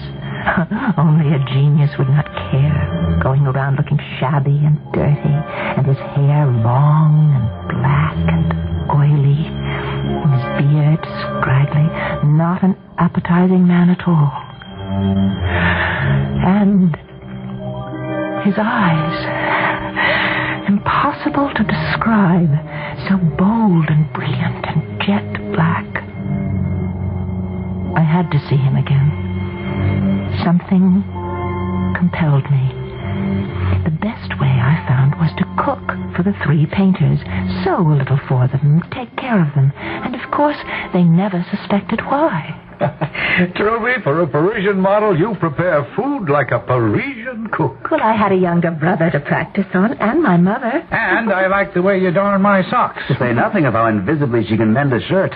You see, you please us all. Well, not everybody is so happy with me. No? No. Whoever he is, he shall have to answer to the three of us. Oh, Dorian upstairs, he's not happy. He keeps asking, why can't I stay longer when I pose for him, and what do I have to do downstairs, and why can't I come tomorrow? Well, at last I had to. I promised him I'd sit for 3 days in a row. 3 days we don't eat. Oh, back to the bistro on the corner for us. I'm going to pose for him in the Altogether. In the Altogether? Oh, well, why not? Well, Trilby, that means... Oh, what do I care? He's doing a statue of Venus, and it pays twice as much. And after all, I am a professional model. They all do it. Hey, Billy, what's the matter? Why are you leaving the table? I'm going out. But you haven't eaten any dinner, hardly. I've had enough. You've hardly touched your roast potatoes. Don't you like them? Goodbye. Oh, Billy! Billy, come back! Oh, I must go after him. Excuse me. Please excuse me. Sandy, I have a sneaking idea that Billy is in love with her. I've had that idea for some time. Are you for it? How can I be against it? How does she feel about him? I don't know. I don't know where Billy went. What was wrong? Oh, nothing, I'm sure. Well, didn't he like my cooking? Well, of course he did. We all do. You know, I never see your friend Svengali anymore. Doesn't he come here to play the piano? Svengali? Yes, you know, the one who cured my terrible headache that day. Yes, we know. Svengali. Listen, Trilby, take a tip from me. It's not wise for you to be interested in him.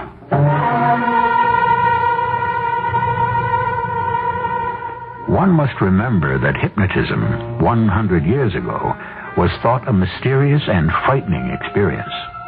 And it was pretty avant-garde for Du Maurier to make it the basis of his novel, Trilby.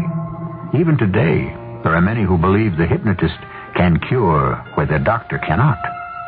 But what did it do to the life of that young model, Trilby? I shall be back with some of the answers in a few minutes when I return with Act 2.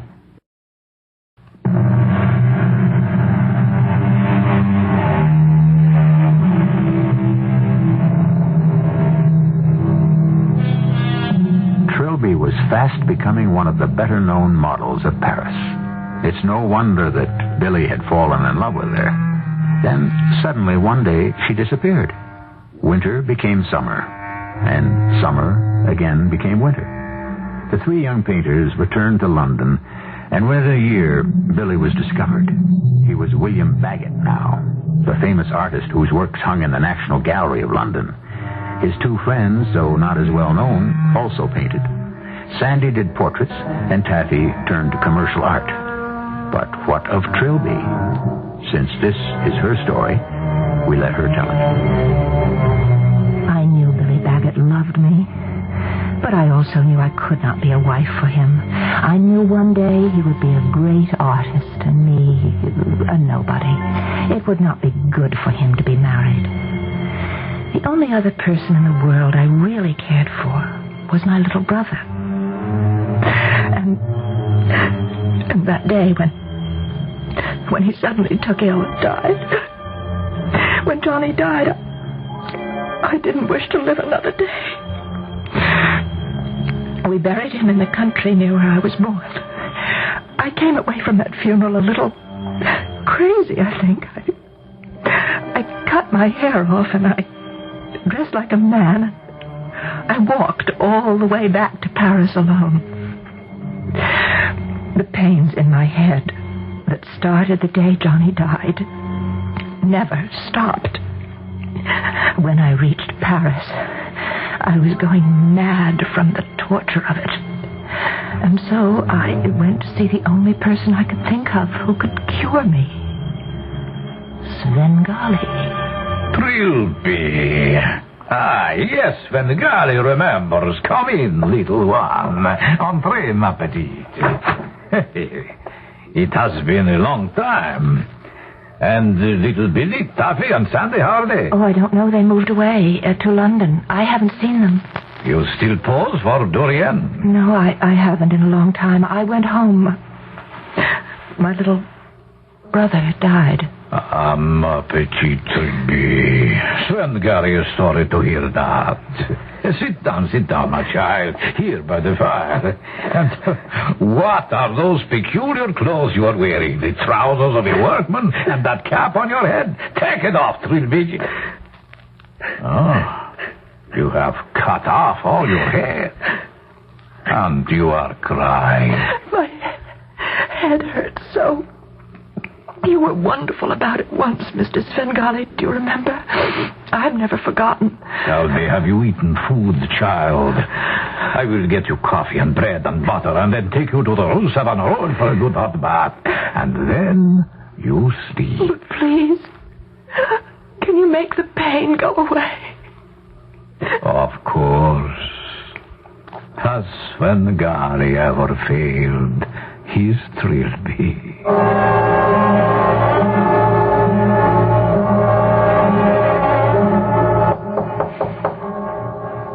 Yes? Who is it? Svengali. What? Where am I? And how is my little bird this beautiful morning? Oh, of course. Now I remember. Oh, I feel fine again. Oh, I slept so well. For 2 days and 2 nights. For 2 days and 2 nights? That long? Oh, whatever can you think of me?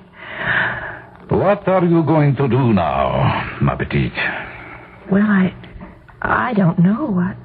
A long time ago, you may have forgotten, Svengali asked to look into your mouth. Svengali told you he can make you sing. Oh, I can sing already. Do you know Sweet Alice Ben Bolt? My father taught it to me. Do you have a place to go, Trilby? No, I gave up my room when I went to the country where my mother and my brother lived. I mean, where my brother died. Svengali does not like tears. They are wasteful of the soul. Oh, I'm sorry. You can live here, Trilby. Oh, alone? With a man? No, I mean no disrespect, but... Who said alone, huh?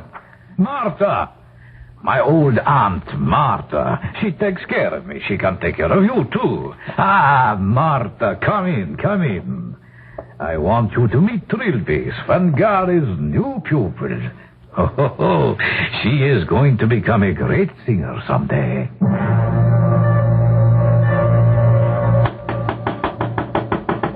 Who is it? Is this the house of the great William Bagot, painter extraordinary? Billy, my boy, open up. Sandy! Taffy! What a nice surprise! Where do you keep your glasses, Billy? Glasses? What for? What's that bottle? Champagne, dear boy. Ah, here they are. What are we celebrating? Sandy, you're doing another portrait of Lady Curzon. Oh, don't mention the dear rich lady's name. I've done her portrait umpteen times. And now I'm starting in on her favorite horse. All right, then. We drink to Lady Curzon's horse. Oh, no, we do not. We drink to Trilby. To Trilby? Oh, don't pretend innocence with us, Billy. We've just come from the National Gallery. That is her portrait. They've just hung there, isn't it? Yes. We stood there. The years rolled away. So we just had to see you, Billy, and tell you what you made us feel. It is a marvel. It's just the way we first saw her 3 years ago, standing there in the doorway of our old Paris studio, wearing that French drummer boy's outfit. It's an extraordinary work. To Trilby. Sandy, do you mind if I don't drink to her? To you, then, my boy. It's so hard for me. I can never forget her. So she turned you down. I think, especially now, you'd want to drink to her. Why especially now? Billy, my boy, you sleep, eat, and live painting, so I'm not surprised you don't know what's going on in the rest of the world. Haven't you heard about La Svengali? La Svengali? You don't mean that noisy, conceited musician who used to come and bang on our piano, Svengali? La Svengali is a singer with a range of contralto to soprano who's been touring Europe and Russia, making audiences weep, thrilling them with music the like of which hasn't been heard in 100 years. Well, who is she? I've never seen her. Talk is she's a pupil of Svengali's, a young girl. They're married, and only he conducts her concerts, never anyone else. I know what you're thinking, but it couldn't be her. Not Trilby. She absolutely could not sing a note. Taffy and I were thinking of taking a trip back to Paris. Visit the old studio, the old streets. La Svengali is giving a concert there. What say? Why don't you come along with us? To Paris? Oh, I don't know. If it's really Trilby, we want to hear what that crazy old horror Svengali has done. If he has really been able to take her and create the greatest singer of the century.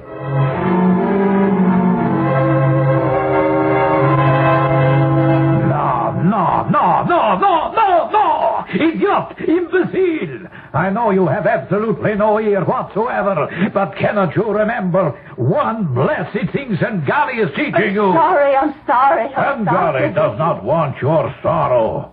All he asks for is your concentration. But which piece of music am I studying? I don't remember. I don't know where we are. I don't remember anything. 3 years, morning, noon, and night, 6, 8 hours a day. Svengali is taking your voice, note by note by note. I try. Well, and you succeed, my singing dove. There is no end to your notes. Each more beautiful than the other, velvet and gold, beautiful flowers, pearls, diamonds, rubies, drops of dew and honey. You are truly a phenomenon, ma petite Trilby, but dumb. Stupid as an ox. Now watch me. Look at me, look. I want you to remain on one note. Make it go through all the colors of the rainbow. Make Svengali happy. Make Svengali sad. Make him laugh. Make him cry. One note. I will. Svengali, I will. I can. Of course you can. And you will. With Svengali, you don't need an ear for music. Your eyes, the eyes of Trilby, watching the eyes of Svengali. I will. I can. Watch. Look. See. We begin.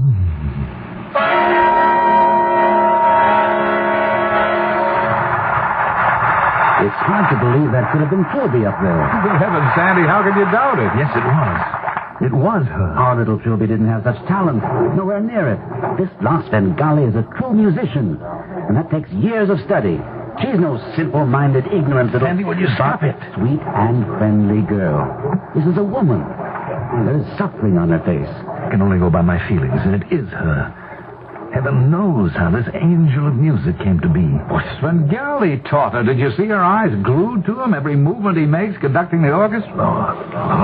Lord. Billy, you've got to remember you're not a little lovesick boy anymore. You are William Baggett, the William Baggett, a world-renowned painter. And I'd give it all up if I could be in that monster's shoes. There she is, married to him. Did you see the way they took the curtain calls together? Hand in hand. Master and pupil, husband and wife, smiling and bowing together. She holding on to him with all that love. I know she saw the three of us. She looked right at you, Billy. Yes. And at that moment, I could have sworn her eyes, I don't know, became very wide. And then did you see Svengali suddenly turn around at the conductor's podium and the look he gave us? Yes, I did. I must say, it did make me wonder. It made me sure it was Trilby. Oh, I'm so very tired. What is this place we're in, Svengali? A hotel in Paris. We're in Paris. I'd love to take a walk to my old neighborhood in Montmartre tomorrow. May I, Svengali? Tomorrow we are going to London on the first boat train. Oh, you never let me do anything anymore. I don't have any fun. We used to have so much fun. Well, now it seems to me that I'm always asleep. And when I wake up, I'm wearing some silly long dress and gloves like I'm wearing now. And Marta has to help me take these off. Oh, why do I sleep so much, Svengali? Perhaps you are still a little sick from the long walk you took, that unnecessary walk to Paris after your brother died. Will you stop that? I don't want you ever to say anything again, not one word about my Johnny. You stop, you hear, you mean old man. I hate you. Oh. And Svengali would slap you again and again if you talk to him like that. Oh, yes. I'm sorry. What did I say? I owe everything to you. Ungrateful stupid who cannot sing a note to save her life, who cannot tell one tune from another. I have made you, created you. What are you saying? Made me what? I know I cannot sing. Don't waste my time. Go to bed. No, I want to know. Svengali can do anything. He has made himself a singing machine, a Stradivarius of flesh and blood. It is I who am the singer, Trilby. Me, Svengali. I sing with your voice, Trilby. Now, go to bed.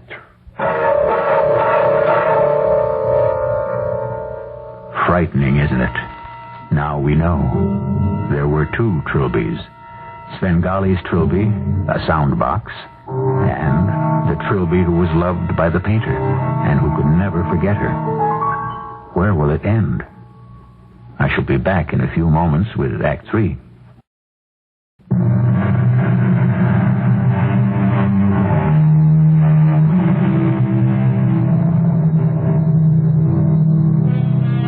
We are in London. For 2 nights in a row, La Svengali has given gala recitals at the Drury Lane Theater. Sandy, Taffy, and Bill attended both nights. On the second night, they were certain La Svengali was Trilby. They agreed, yes, her face was older, certainly the face of a woman who has experienced unhappiness, but an air of mystery surrounded her, almost as if she were unaware of what she was doing on that stage.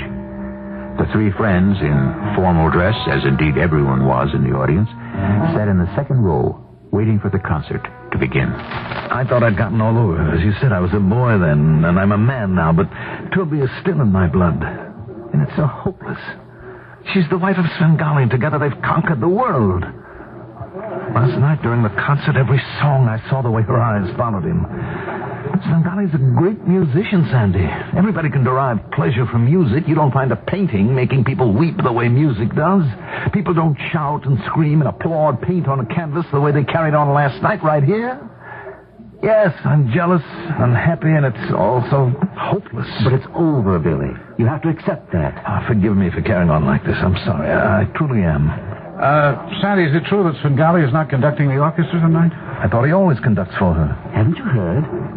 Backstage gossip has it that they were rehearsing this afternoon, and Svengali interrupted Trilby several times, got very excited, and struck her with his baton. What? Then she fell on her knees and Good Lord. and cried out and begged him not to hit her. She said something like, "I'm singing the best I can." And when she was on the floor, he kicked her. The first violinist couldn't stand it, and he made a grab for Svengali. And the next thing anybody knew, He'd cut Svengali with a knife. I never heard a single word. They must have hushed it up. Yes, cut him across the back of the neck. They sent Svengali back to his hotel, and I understand the doctor has absolutely forbidden him to conduct this evening. That's extraordinary. So someone else is taking over. Yes. Just look around you. The place is crowded to the rafters. I can't see one empty seat. Yes, there's one there. Huh?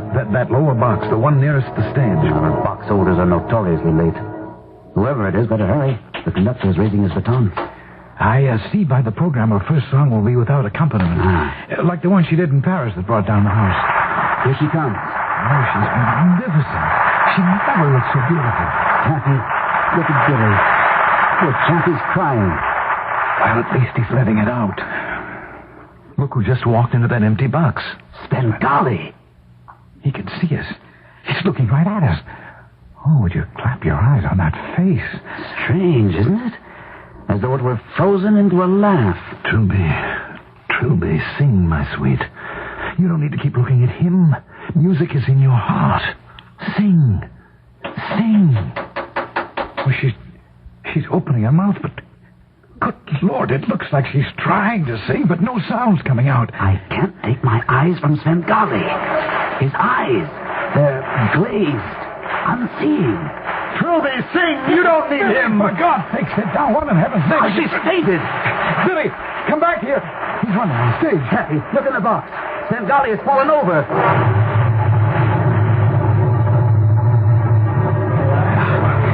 You can't move an inch backstage here. Well, this is the door, sir.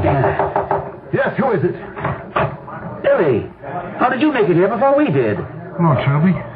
Trilby was just singing Ben Bolt for me just now. Oh, Charlie, dear. And Sandy. Oh, what is all this about? Oh, I'm so happy to see you. Imagine what a surprise it was when Billy walked in just a minute ago. Where on earth am I? Oh, it's been so long, my dear friend. Trilby, are you all right? Of course I am. What's the matter? What are those funny looks between you? Why are you all dressed in black with white ties if you're going to a ball? Where's Svengali? I want to go home. Where is home, Trilby? I mean, where are you staying in London? Oh, it's some hotel near Hyde Park. Isn't that stupid of me? I can't seem to remember. Where is Svengali? Well, he was in a box, Trilby. I'm afraid... I think he took ill. Dear little Billy. How pale. How very pale. You don't eat enough. Doesn't anybody cook roast potatoes for you anymore? I'm so glad to see all three of you again. Tell me, where are we now? What is this place? This room, this funny little room with all these mirrors. Where am I? Daffy, I think we ought to take her to Billy's place in Fitzroy Square. He's got the biggest house of any of us. Billy, will you mind? No, of course not. And Trilby, come along with us. We're all going over to Billy's. Oh, I'd love to. Good morning, Trilby. Did you sleep well? Oh, come in. Come in, all three of you. Do you know there was a doctor here this morning after I was up and dressed? He said he was a friend of Billy's. Nice man, but I wasn't sick, so I didn't know what he was doing here. Well, he's an old friend and a very fine doctor. I just wanted him to see you, Trilby. I slept marvelously. Is this your house, Billy? They sent me my clothes in the trunk from the hotel so I could get out of that awful Greek or Roman thing I was wearing last night. I can't think where I got that. Must have been out of my mind to wear that. I can't seem to remember. Why do you suppose I wore it? What is the matter with Svengali? Is he dead?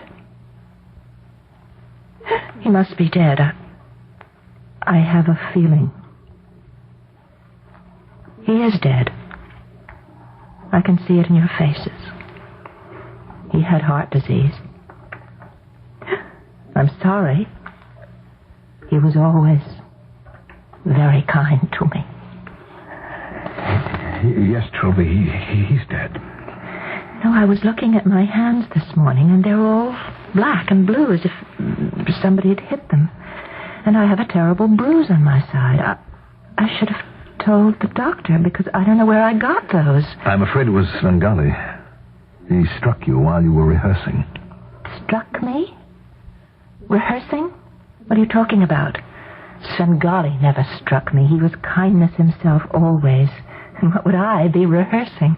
The songs you were to sing at the Drury Lane last night. Sing at the theater? I never sang at any theater. Oh, was that big place we were in a theater? I did see him. Oh, yes. Svengali, in the box opposite. He was looking so strangely, like he was laughing about a secret or something. And he was staring straight out at me. And then I thought, why is he laughing at me? Oh, it's fuzzy in my mind like a bad dream. What was it all about, Billy? Was it a dream? Trilby. What? Don't you remember singing in Paris at the Saal Pleyel? And in Vienna? And St. Petersburg in the Winter Palace? You're pulling my leg. What nonsense. Now you're thinking of someone else. You were never in those places? Oh, yes, I was. We were in Vienna and St. Petersburg, Svengali and I. He played everywhere. But I never sang there. Good heavens. Trilby, can you remember how long you've been married to Svengali? Months. I mean, years. I forget. You know, I looked for him in Paris when I was so awfully sick. I was much worse than that time in your studio, remember? When he cured me? Was it the same old neuralgia? Oh, no, much worse. I went sort of crazy when my little brother Johnny died. And this terrible pain in my head. It's funny, isn't it? Poor Svengali. Tell me how he died. Quite suddenly, I believe. Oh, I hope he hadn't much pain. Billy? Billy, what are you doing over by my trunk? Oh, nothing. Oh, yes, you are. You found something. What is it? Just a picture.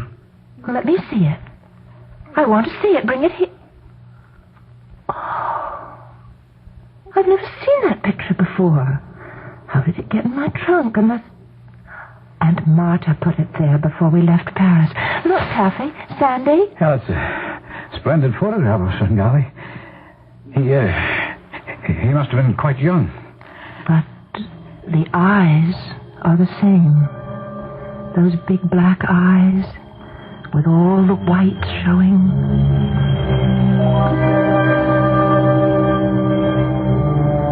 I'm so very tired. I'm sitting here with so very many people around me. Why are they crying? I don't like to make people sad. My dearest Trilby, how like an angel you sang. Why are you all crying? Because you have been singing so beautifully. I have been singing? Oh, yes. For the past quarter of an hour. It was like a voice from heaven. Well, I feel so tired. I don't think it's quite fair of you to joke with me when I'm so very tired.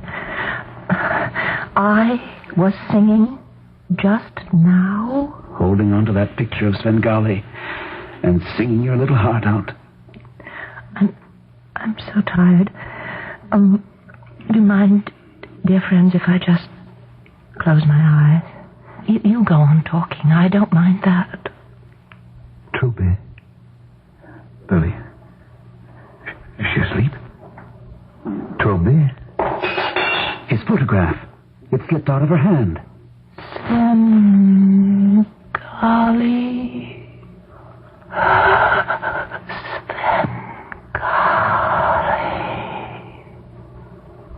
Oh, good Lord. Is she dead?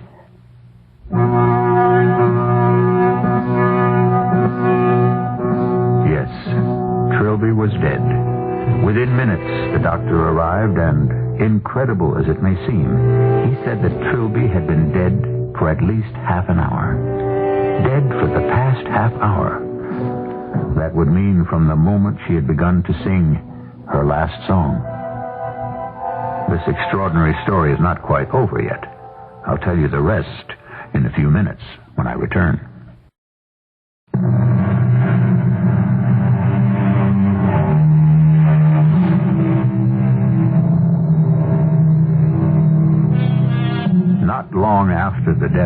Trilby, little Billy, known to the world as artist William Baggett, also died. His close friends said he could not bear the memory of Trilby dying with Svengali's name on her lips. They say he died of a broken heart. And that is the end of the story. The strange account of the most beautiful singing voice the world had ever heard, and the fantastic haunted man by the name of Svengali, who breathed musical life into the soul of his Trilby, and when he died, took that soul with him. Our cast included Marion Seldes, Ian Martin, Mandel Kramer, and Gordon Gould. The entire production was under the direction of Hyman Brown. This is E.G. Marshall inviting you to return to our Mystery Theater for another adventure in the macabre. Until next time, pleasant dreams.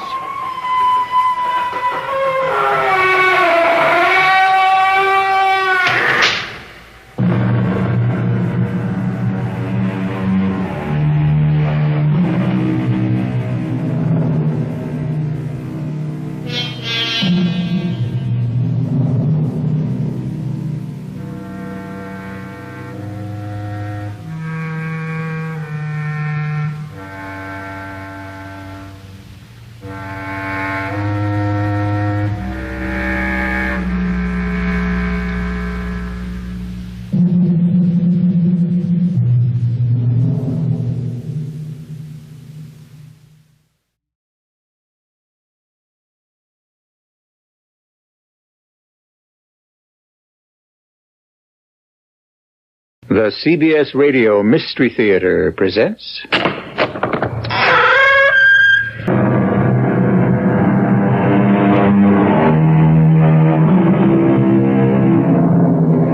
Come in. Welcome. I'm E.G. Marshall. It was the ancient Greeks who believed that man's life is a thread, and it passed through the hands of three goddesses who were called the Fates.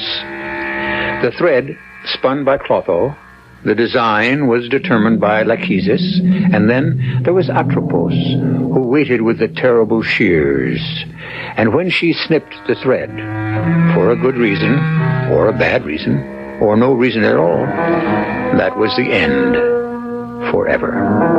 And therefore, everyone who takes another's life also takes upon himself the mission of Atropos. And since, in a divine sense, she is the only one who is licensed to perform that duty, she may not take kindly to competition. Bear it in mind.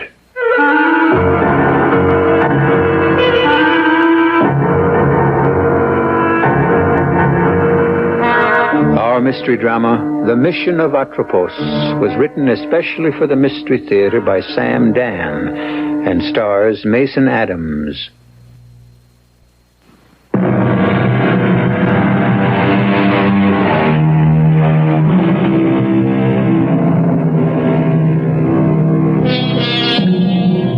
I swear by Apollo, physician, that I will fulfill, according to my ability and judgment, this oath and covenant.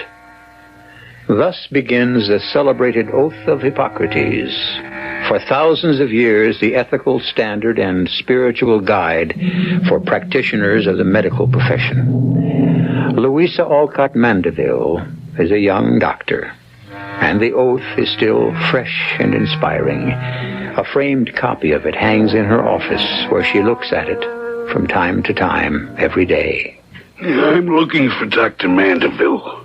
I'm Dr. Mandeville. You're Dr. Mandeville? No. I see that's become my name around here, Dr. Mandeville O. Well, who figures, a dame? It ain't that. Ladies who are doctors, but you figure they're all old dames. You should also figure that all old dames were once young dames. Yeah, that figures. What's your name? Barney. Bernard Aloysius Kremen. I work at the reduction plant. Why don't you do something about that cough? Like what? Well, you could stop smoking, for one thing. I can't. All it takes is a little willpower. How can I stop when I never smoked in all my life? Caught you that time. Very good.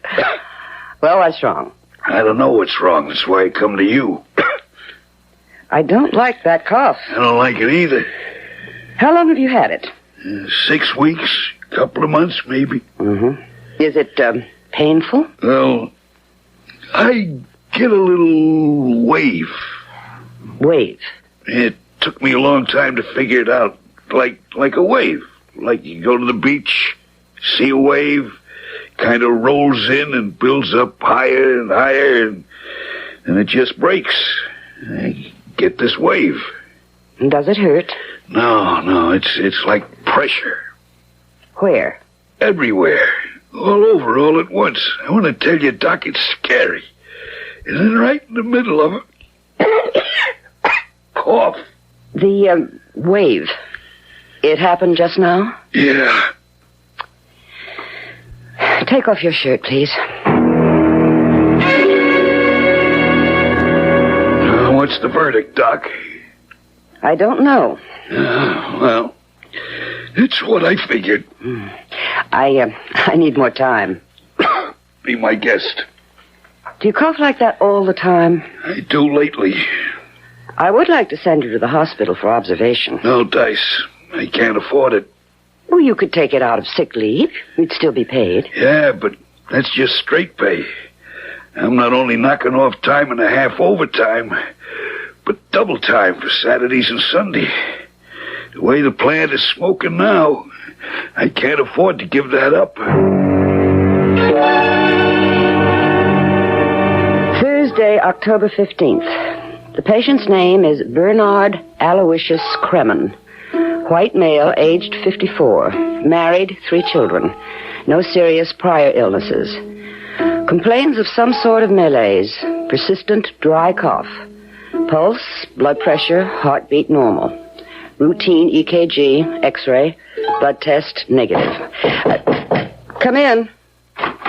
Dr. Mandeville, you haven't had your dinner. Oh, thank you, Mrs. Drake. Well, now, is that wise? No, I don't think so, Mrs. Drake. I have this work to finish. Oh, talking into that tape recorder, Dr. Mandeville. Do it on company time. No, I'll be down in a little while. Doctor, did I overhear you say something about Barney Kremen? Well, yes, he's my patient at the factory. Was your patient, you mean? He died. He what? He died. Barney Kremen? He dropped dead this afternoon, right after he come home from work. But that's impossible.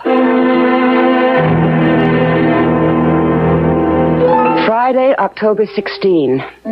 Bernard Kremen, a man who in every respect seemed normal except for the cough, expires suddenly. A post-mortem performed immediately after at the hospital reveals absolutely no further information. Pathologists could find no tissue damage. Why did he die? And what caused it? Dr. Mandeville? What's that? Where? The reduction plant. No, don't lift him, don't move him. Call an ambulance. I'll be right there. Everybody, move away, please. Please, give him some air. Can you hear me? Yeah. How do you feel? As if I were on a wave. You have any pain? It's just a wave, you know. I go up, I go down. I'm going to die. I know that. That cough, how long have you had it? The cough. Barney Kremen and I... It can kill you. Oh, now, try to lie still, please. What can kill you? The KCV 447. The what? The KCV 447. I found that out. They're not supposed to use it. What is KCV 447? Don't let me die. Please don't let me die. I'm going to have to give you a shot. It won't hurt. KC 447. Remember? Saturday, October 17. Patient's name, Jack Edward Caddy. White male, age 25. Graduate student working his way through school, unmarried. Displayed same signs, described same symptoms as Bernard Kremen, especially the cough. Became delirious, lapsed into coma en route to hospital, and died on arrival. Post-mortem performed. No indication of cause of death. Spoke of substance called KCV 447. Check on it. Please, sit down, Doctor. Well, how's the job coming? Mr. Spaulding, I wanted to... I must say that the board of directors didn't take kindly to the idea of a woman doctor for plant physician. Stodgy group. Mr. Spaulding, in the past week, 2 men have died in the reduction plant. Yes, I was informed. What was the cause of death? We're not sure.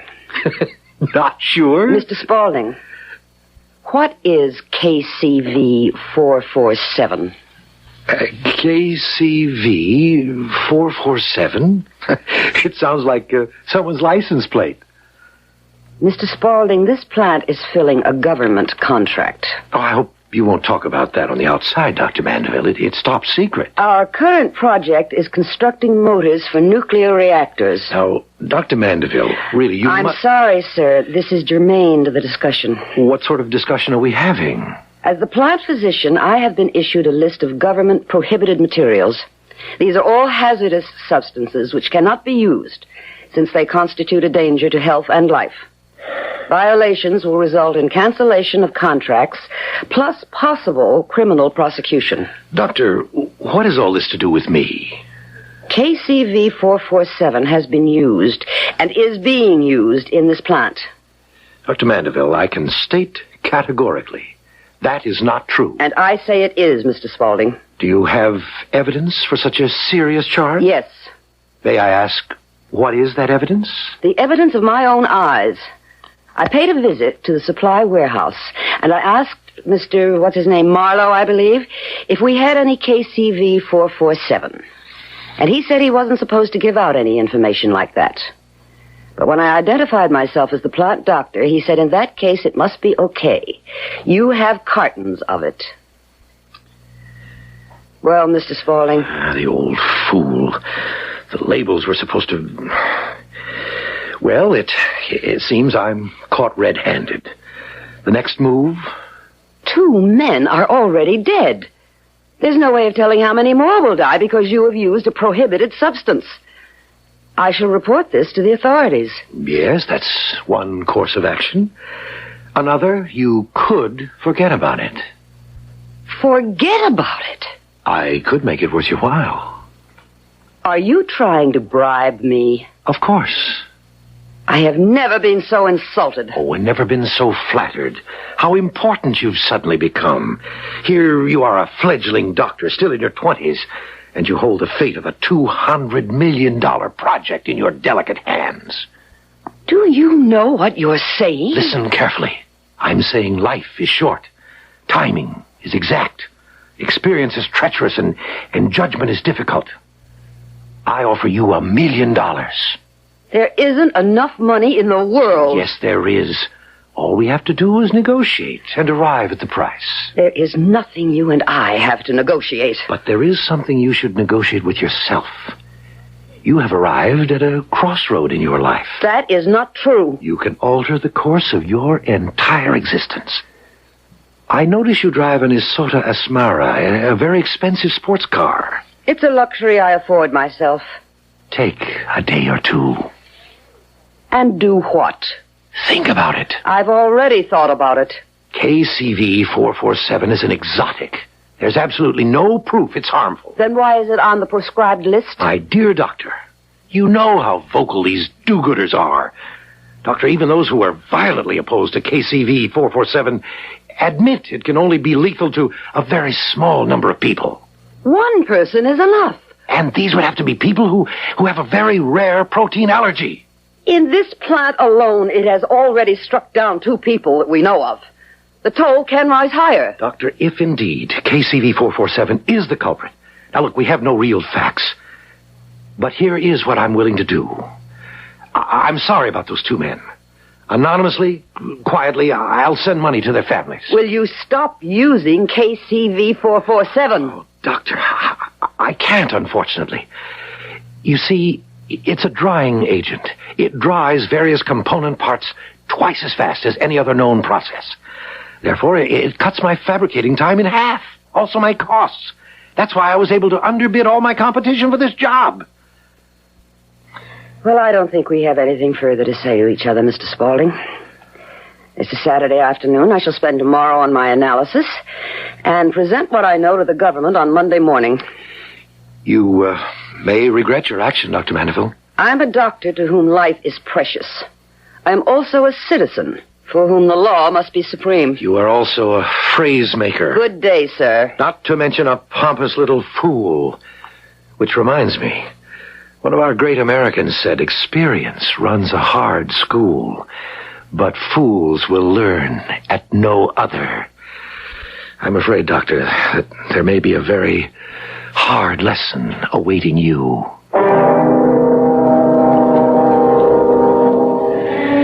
Smooth as satin, sweet as honey.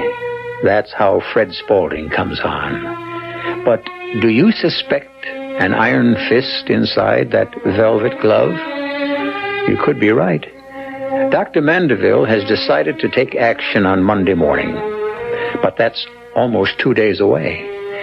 2 days can be a lifetime, an eternity. I shall return shortly with Act 2.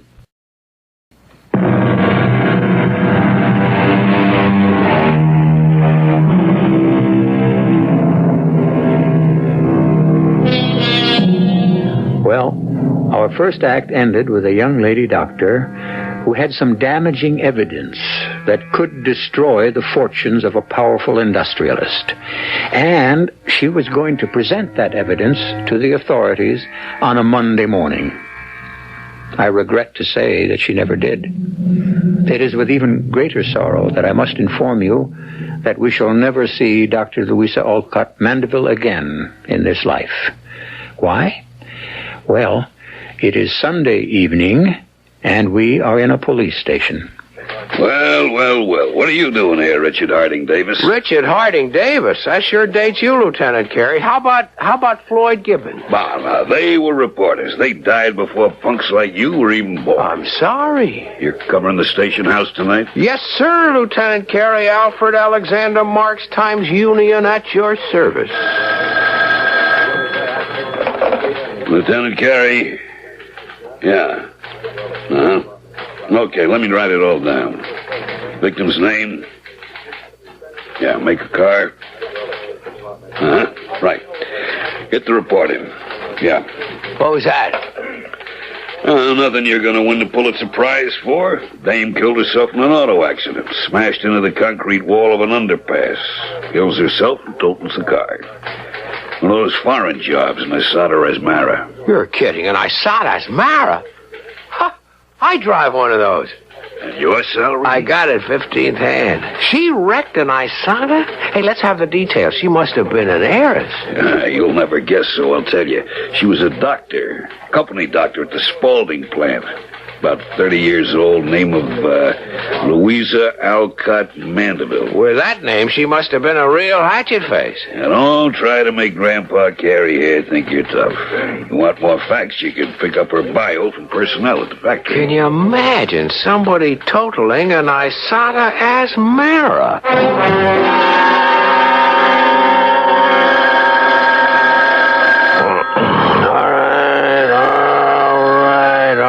Okay. Hello? Hello, is this Al Marks? Who wants to know? Al Marks, who's the reporter?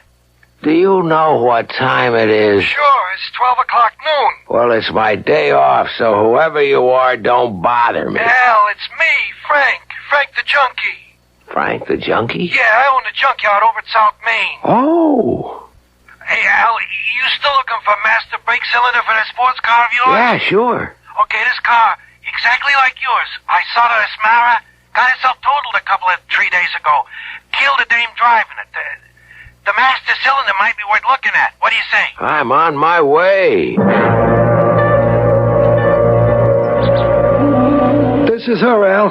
The Isata Asmara. Now I remember. I was filling in for the guy who had the police beat that night. Cop said she must have lost control and run off the road. I wrote up the story. She was a doctor, young, too, alone in the world. It happens all the time. So, you want to take the master cylinder out and look at it? Be my guest. Is it okay, Al? Yeah, it's okay, I guess. Go figure, huh? You can pick that up at a Junkie's. It's got to be my lucky day or yours. What are you staring at? This piece of tubing. It's part of the brake line. It carries the fluid from the master cylinder to the brakes. I know what it does. You know what I think, Frank? I think it's been cut. What? Deliberately cut. Why would anybody want to do that? So that all the brake fluid would spill out, which would mean that in a little while there'd be no brakes, and if you were going downhill or around a curve, goodbye. Yeah, but why? Maybe somebody wanted that young lady doctor to have an accident. What are you building, Al? This end of the line, Lieutenant. You see, it's been deliberately sawed through or cut through. Al, you wouldn't be out to create some news now, would you? What are you trying to say, Lieutenant Carey? Sunday night, what was the story worth? One paragraph buried somewhere in Monday's paper. But now, what if you could get a whole week out of it, huh? Week on the front page in your byline every day. I don't know what you're talking about. It's a normal, natural way for a hungry young reporter to behave. Here's your first headline. Foul play suspected in woman doctor's death. All I want is to determine if this brake line was deliberately cut, and if it was, this becomes just as much your business as mine. So, what do you want me to do? Send it to the police lab. Oh, the police lab. That's where the miracles happen. That's supposed to be the last word. Are you going to send it to the lab or not? Okay, I'll send it to the lab.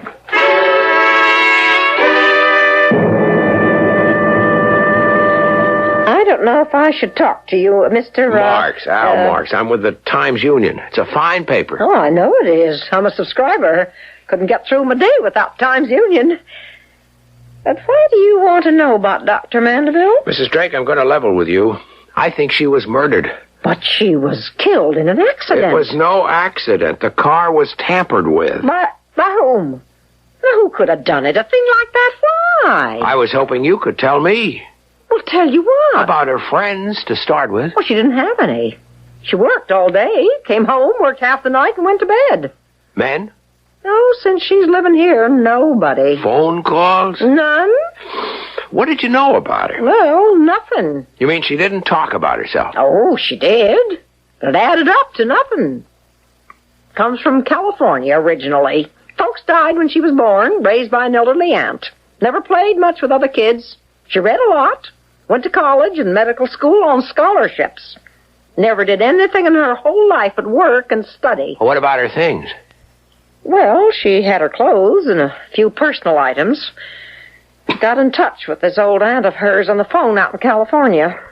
What do you want me to do with her stuff, I asked. Keep it, the old lady answered. Now, I think she's senile. Could I look through some of it? Well... Look, Mrs. Drake, I'm on her side. You know that. Well, okay. But I don't think you'll find anything.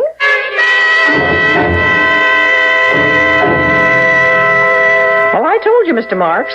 It'll be just slim pickings. This tape recorder. Oh, yeah, the tape recorder. Oh, she came home and made notes of all her cases. Let me switch it on. The patient's name is Andrea Detweiler, age 46, white female. Married, 2 children. History of ulcers. Yeah, I see what this is. Oh, she's got a whole carton of tape here. You could spend days listening to all that stuff. Maybe I better do that. You mind if I borrow the recorder and all those tapes? Well, I don't know why I should object. Mrs. Drake, did she seem upset lately? Upset? No. Nervous, apprehensive, out of sorts? Well, I don't know what to say. She was, well, you see, last week, 2 of her patients at the factory died, you know? No, I didn't. Well, she took it kind of hard. Not that it was her fault, I guess. Tell me something. When she left the house Sunday evening, do you know where she was going? Oh, yes, she told me. Matter of fact, she said she was going to drive all night to get there in the morning. Get where? Washington. Why would she be going to Washington? Well, I think she said she was going to see some government people. Who? Well, I don't know. Must have been important if she was going to drive all night. Well, yeah. When she walked out of here, she had the look of a person who meant business.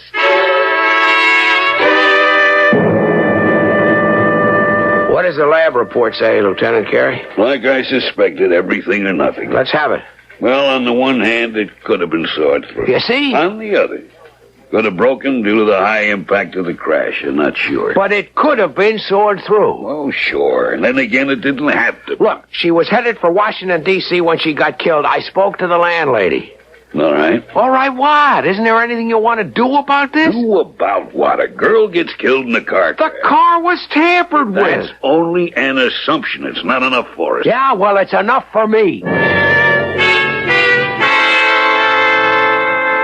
You think there's a story here, Al? Yes, Mrs. Rogers, I do. Well, why? The brake line was tampered with. Well, that hasn't been definitely established. But there are grounds for suspicion. Look, Mrs. Rogers, a quiet, almost a mousy little doctor, keeps completely to herself. No other life but her job. Dies under circumstances that might be, okay, I'm saying might be, suspicious.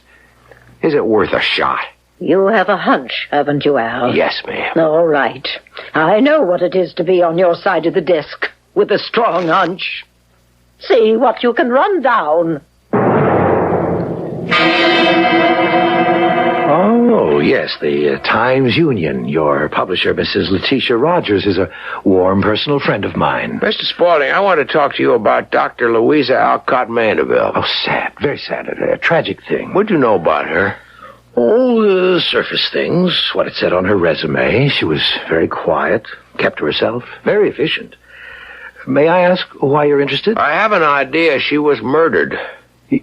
What? The car crashed, as I understand it. It could be established that the car might have been made to crash. Well, that's certainly a shocking thing to contemplate. I have an idea that the answer is here in this factory. Here? Why would you say that? Because she seemed to have no other interest, no other activity in life. Did you know she was headed for Washington when she was killed? No. How did you find that out? Her landlady told me. She was headed for Washington. She had told the landlady she was going to see some government people, and she seemed quite angry. Well, all of this is news to me. Did you know that 2 men died here last week? I was informed, yes. What did they die of? Well, that information would be available at the hospital. Weren't you interested in finding out? Well, I was, but no one seemed to know. Would the late Dr. Mandeville have known? I'm not sure I follow all this, Mr. Marks. A doctor employed in a factory that is working on a government project leaves home rather angrily one night and heads for some government bureau in Washington, evidently to report a violation. Oh, you seem to be drawing a long bow. And I think I'm on target, too. As a doctor, what would she be angry about? The death of those 2 men? Do you intend to print any of these mad speculations in the newspaper? There must be something wrong in this factory from the standpoint of health and safety. Hadn't you better establish that as a fact first? Oh, it's a fact, all right. I just don't know where the evidence is. But it exists. I'll find it. Mr. Marks, what I'm about to say is off the record, and you'll never be able to prove I said it. Who would believe you? Now, look, I'm at a crucial stage of a top priority project. I might also add that the security of our country depends on it, not to mention the jobs of 6,000 people in this fair city. Are you building up to what I think you are? Absolutely. Now, I simply cannot afford to have publicity and disruption and all kinds of inspectors messing about. So, how much do you want to stop being a nuisance? I can't be bought. Rhetoric. It's so important when you're young. I mean it. I intend to go full steam ahead. That's because you have so little experience in the ways of the world, Mr. Marks. Speaking of experience, was it Ben Franklin who said, experience keeps a hard school, but fools will learn at no other?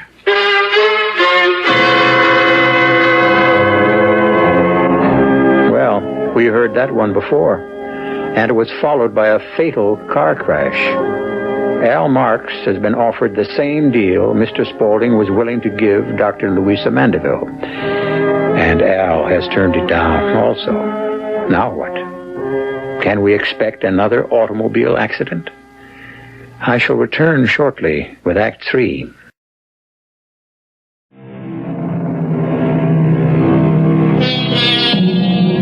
Truth, it is said, shall prevail in the end. How much better it would be if truth could prevail in the beginning, could save so much trouble. And it might be much safer for those people who are determined to live with it.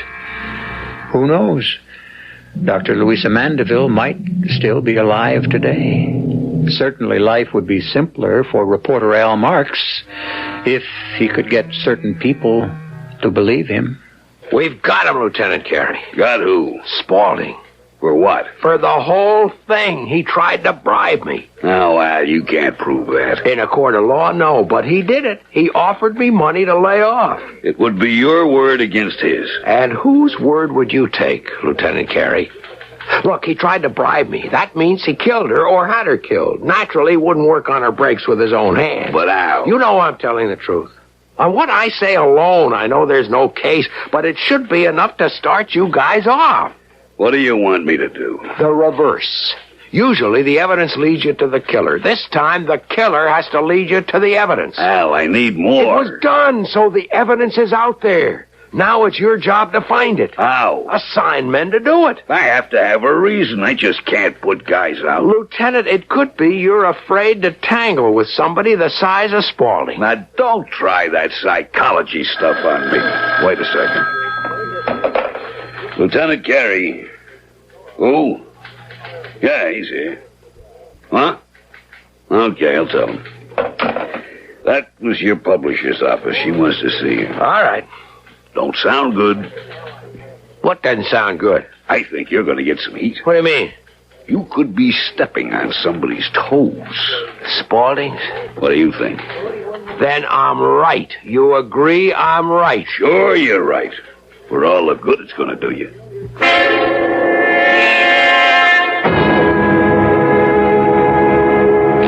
Mr. Spaulding was rather upset with you this morning, Al. Well, not as upset as I was with him. He tried to bribe me. I don't believe that. Let's say you don't want to believe that. Oh, Al, you are a good reporter. But all you've got are hunches. The sawed-through brake line? Not conclusive. The lab will not commit itself. The two men who died? A coincidence. Why would she be headed to Washington, D.C. to talk with some government people? What would she have to talk about if not some violation at the plant? Al, how do we know she was angry? How do we know she was going to the government? How do we even know she was headed for Washington? Her landlady told me. Well, will her landlady put it in writing?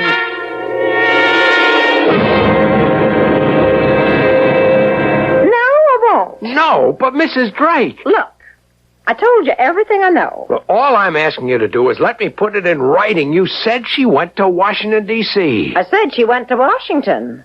Didn't have to be D.C. Could have been Washington State. Why would she go there? Because she comes from there, the West Coast. You said she was going to meet some government people. You said she walked out of here like a person who meant business. I don't remember saying that. All right. How much did he offer you?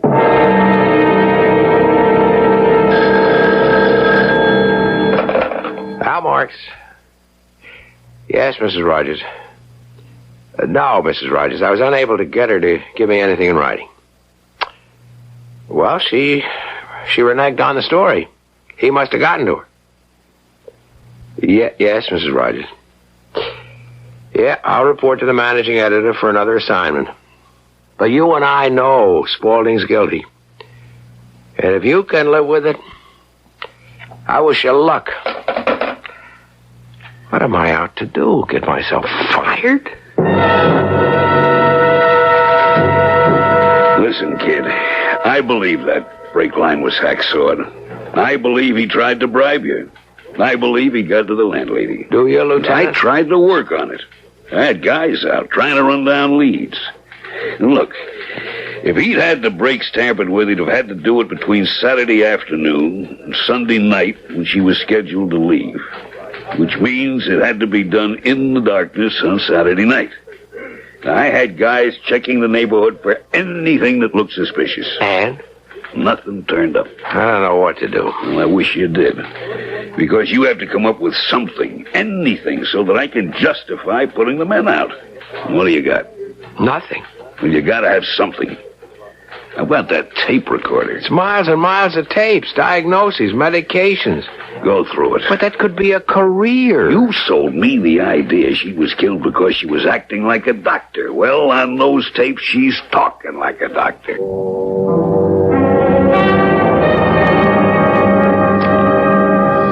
Displayed same signs, described same symptoms as Bernard Kremen. See tape, yesterday's date. Bernard Kremen. He had... Okay, I remember. Go ahead, Louisa. Especially the cough. Spoke of substance called KCV447. Check it. KCV447. KCV447. KCV447. A rapid-drying agent suspected of having lethal properties. Its use is prohibited. Attacks certain persons who have a specific protein allergy. Not much known. It causes death in 6 weeks. Only sign is a persistent dry cough and a rising and falling feeling of pressure. Yes, indeed. We've got him. We've got Mr. Spaulding. Oh, yes. No wonder he was willing to pay off.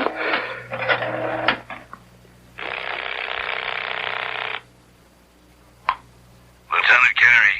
It's me, Al Marks. Listen, Lieutenant, I want to let you know you were right about the tapes. Yeah? What I got here is dynamite, and I haven't even heard half of it yet.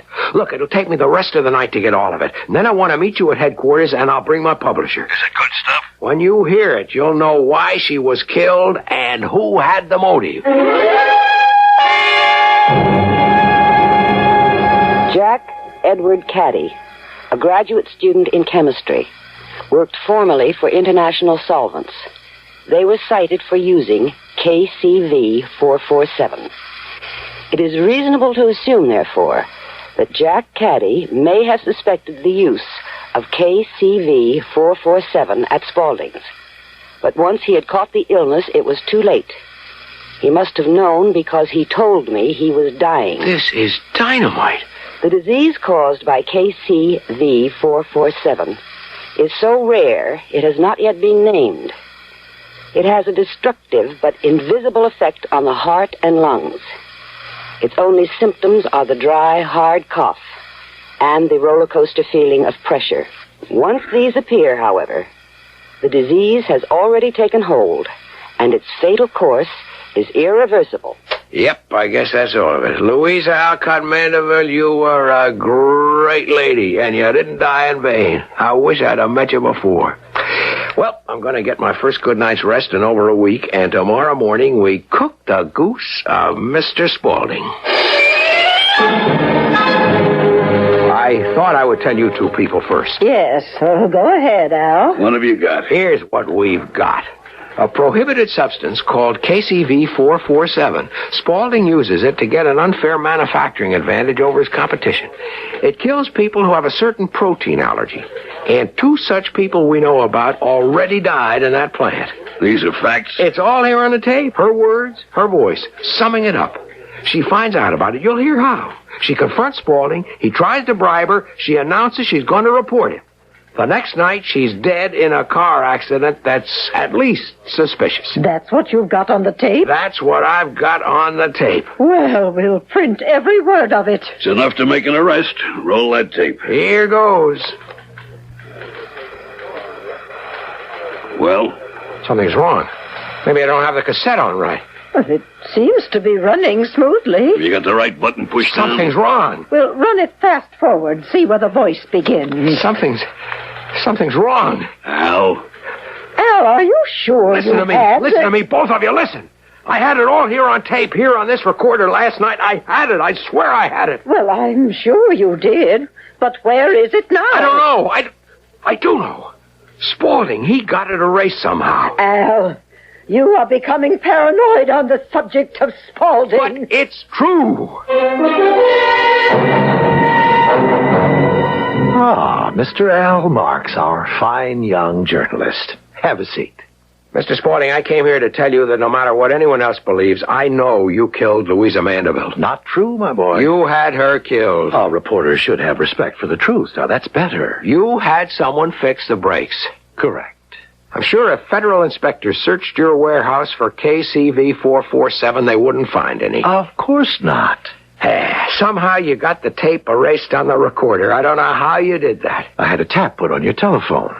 When you told Lieutenant Carey you had all that information on tape, the proper steps were taken while you were fast asleep. You won't get away with it.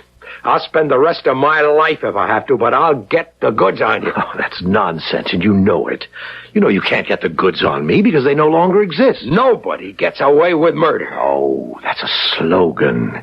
If it makes you feel any better, believe it. People like me get away with murder all the time. It's our business. We know how to do it. You know a man like me cannot be brought down by a little man like you or a woman like Dr. Mandeville. I can't be brought down at all. And you know I'm telling the truth. Well, you're almost ready to burst into tears because I've completely demolished everything you wanted to believe about the law of compensation, the ultimate triumph of justice. None of that's true now, is it? Well, is it?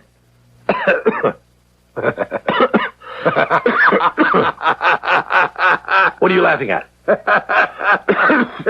What's so funny? How long have you had that cough? What are you talking about? I shouldn't have laughed. It isn't funny. Why is it funny? What are you talking about? Maybe, just maybe, I'm talking about justice.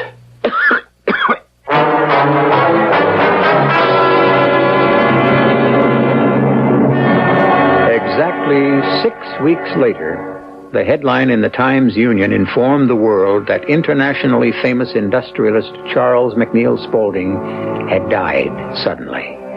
The story was written by reporter Al Marks, who quoted the doctors as saying that Mr. Spaulding's death was a mystery. Perhaps, but not to Al Marks. I'll be back shortly.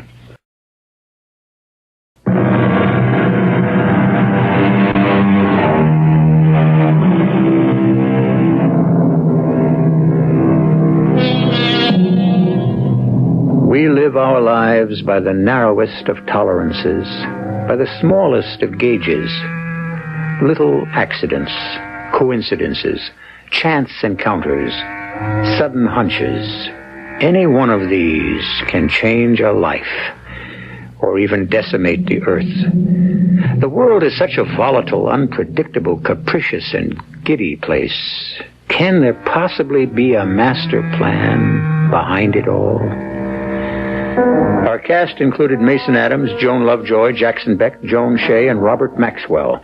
The entire production was under the direction of Hyman Brown. This is E.G. Marshall inviting you to return to our Mystery Theater for another adventure in the macabre. Until next time, pleasant dreams.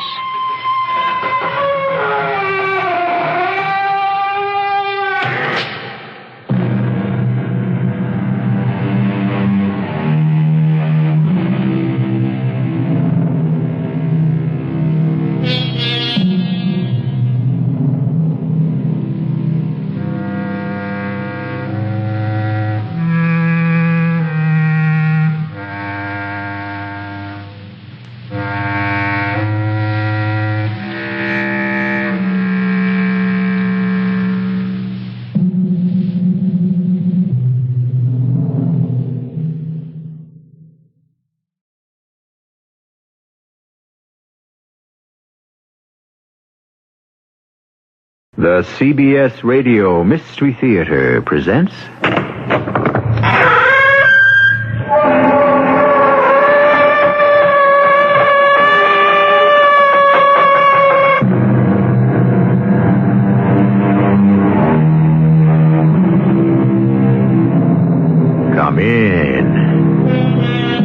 Welcome. I'm E.G. Marshall.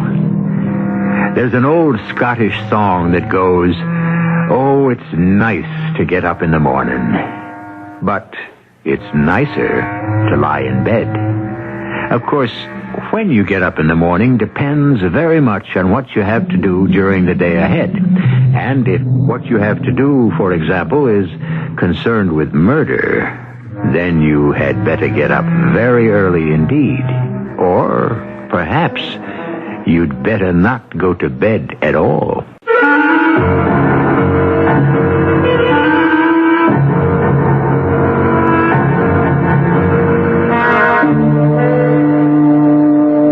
Our mystery drama, Room 418, was written especially for the Mystery Theater by Sam Dan and stars Michael Tolan.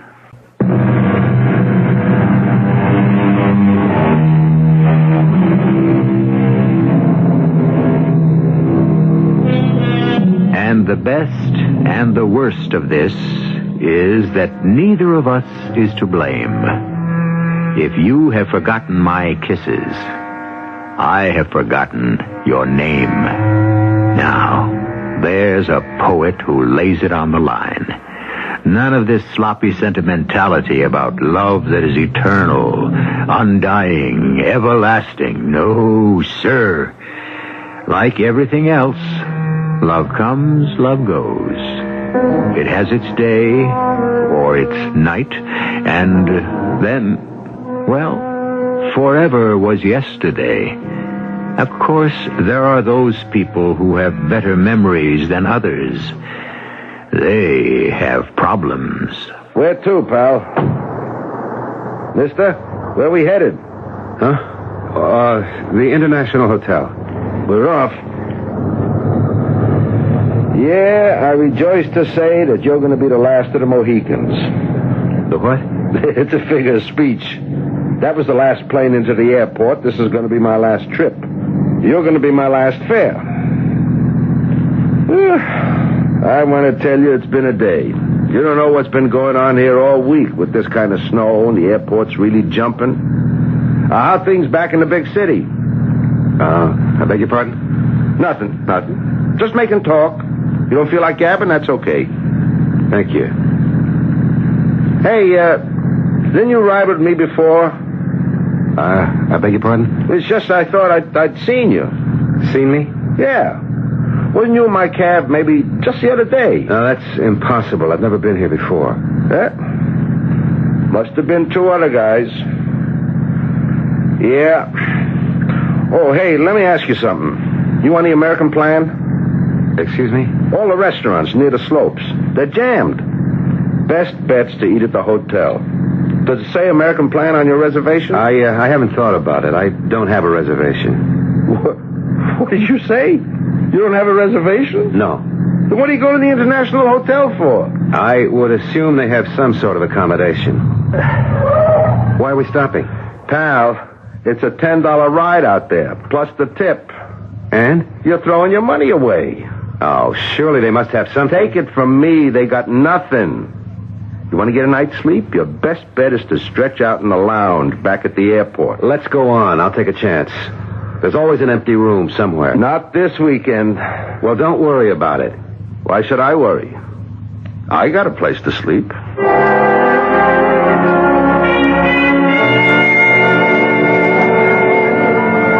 Sorry. Are you sure? Positive. Why don't you look again? It doesn't matter how many times I look. Oh, surely you must have some kind of room. Don't have a thing in the house. Gloria Svetic? That's what it says on your name tag? Well, at least you can read. We don't have any rooms. Let me see. Your eyes are blue, but I think they turn green when you're telling a lie.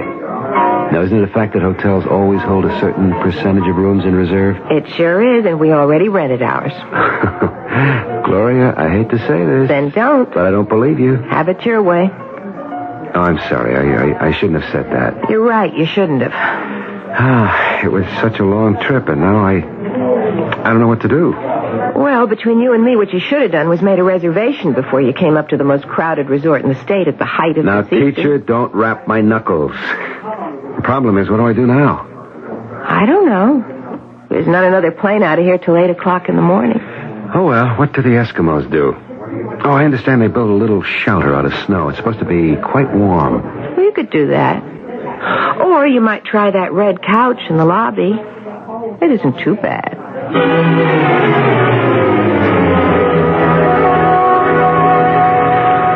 Hi. Huh?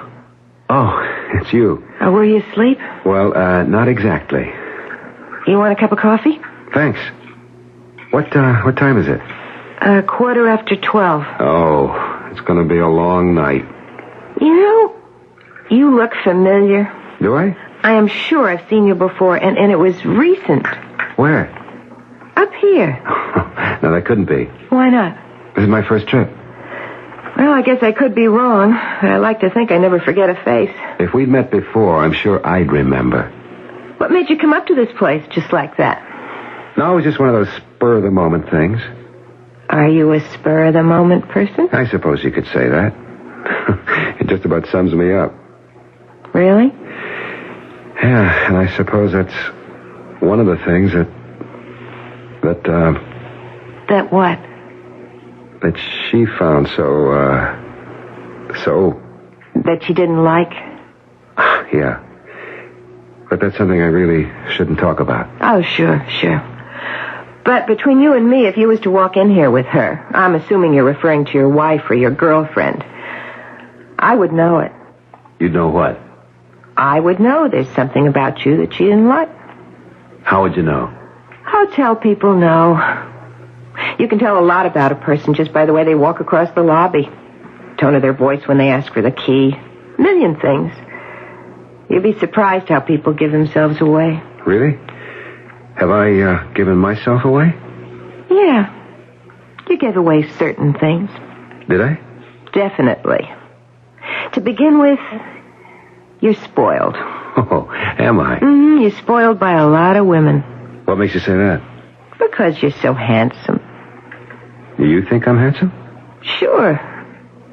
Listen, you're the kind of fellow who relies on his good looks to get him through. All your life, people have kind of petted you and coddled you and made things easy. I had no idea what I was getting into. Listen, we live in a world where good-looking people are always being catered to, so after a while, a fellow like you, he begins to believe maybe he's leading a charmed life. Yeah, maybe.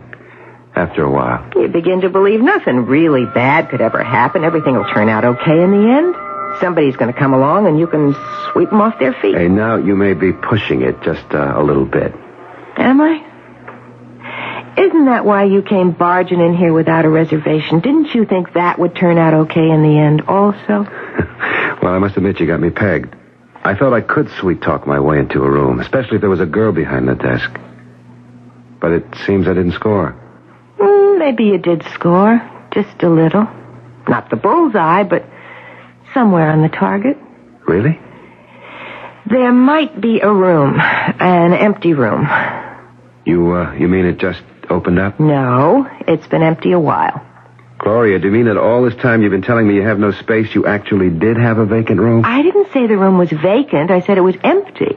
Oh, there's a difference? Well, sure. When you got a vacant room, it means it hasn't been rented out to anybody. When you got an empty room, it means there's nobody in it. I still don't see the difference. Look, last night, this woman, she checked in, and, well, nobody's seen her since. What do you mean? Nobody's seen her. She hasn't been around here all day. Where could she have gone? Well, nowhere except the slope, and she'd have to show her hotel pass to get on the lift. Well, maybe nobody remembers seeing her. No, she never went there. She never picked up her pass. It's still at the desk. And she never checked in with the dining room head waiter to get assigned to a table either. And into the bargain, the maid says the bed hasn't been slept in. Well, what could have happened? Well, I think she skipped. Why? I think she was scared. How do you know? Well, to start, she gave a phony name when she registered. How could you tell? Experience. You know, by the way they pronounce it, by the way they hesitate while they write it. What name did she give you? Elizabeth Faraday. Elizabeth Faraday.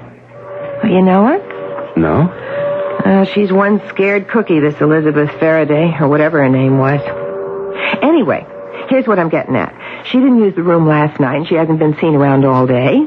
Here it is past midnight. So? So, do you want to rent me the room? Oh, can't do it. It's legally hers. She paid for it. What I mean is, the room's going to waste and you need a place to sleep. I understand. But if she comes back, which I don't think she ever will, but if she does, you got to get out of there. I know.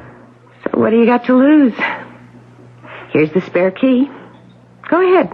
It's room 418. Well, what if she comes back and makes a fuss? Won't the manager hold you responsible? Don't worry, he can't fire me. I got too much on him. By the way, what's your name? George. George Andrews. George Andrews, huh? Yeah. Well, I guess that's as good a name as any. What do you mean? Forget it.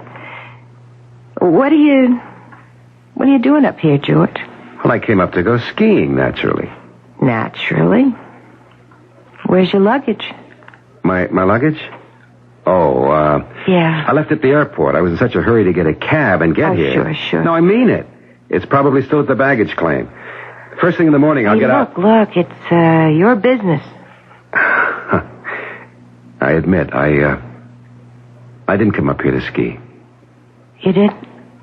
No, I came here because I'm looking for someone, and, well, she... Oh, say no more.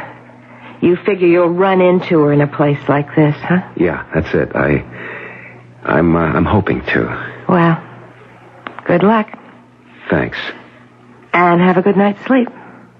I really appreciate this. Thank you again. Oh, don't thank me. Thank those big blue eyes.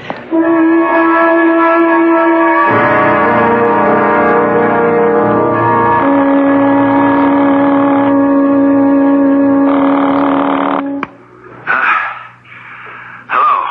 Chester, it's me. Who? Kent. Kent. Where are you? Listen, Chester. Where are you?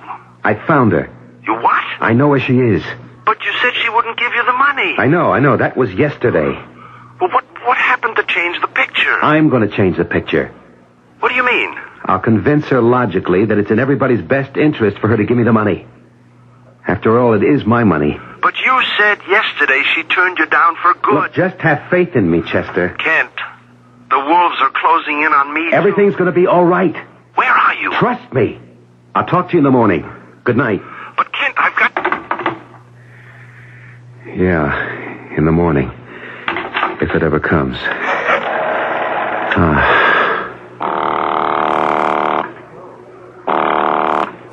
Desk. Hello. I hope I didn't wake you. How could you wake me? I'm on duty. What I really wanted to know, what time is it? You don't want to know what time it is. I do, really. It's 1:15. Oh. Yeah. Why don't you turn to Channel 8? That's radio music. Very nice. That'll put you to sleep, all right? Well, thanks. Good night. Good night, George.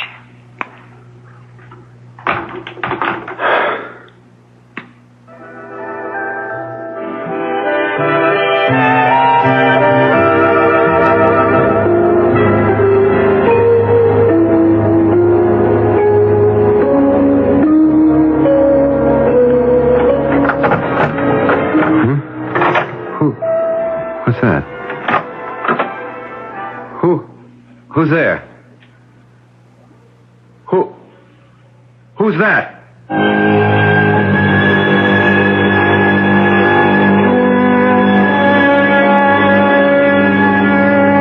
All right. Who? Can it be the elusive Elizabeth Faraday? If so, where has she been? Why has she returned? Well, we know why. She still has possession of the room, but why now? And why so late? Of course, we're working on the supposition that this is indeed Elizabeth Faraday. It might be, it might not be. In any event, this development is certain to disturb the sleeping arrangements for our Mr. George Andrews. Or is his name Kent? We need Act 2 for these and other answers.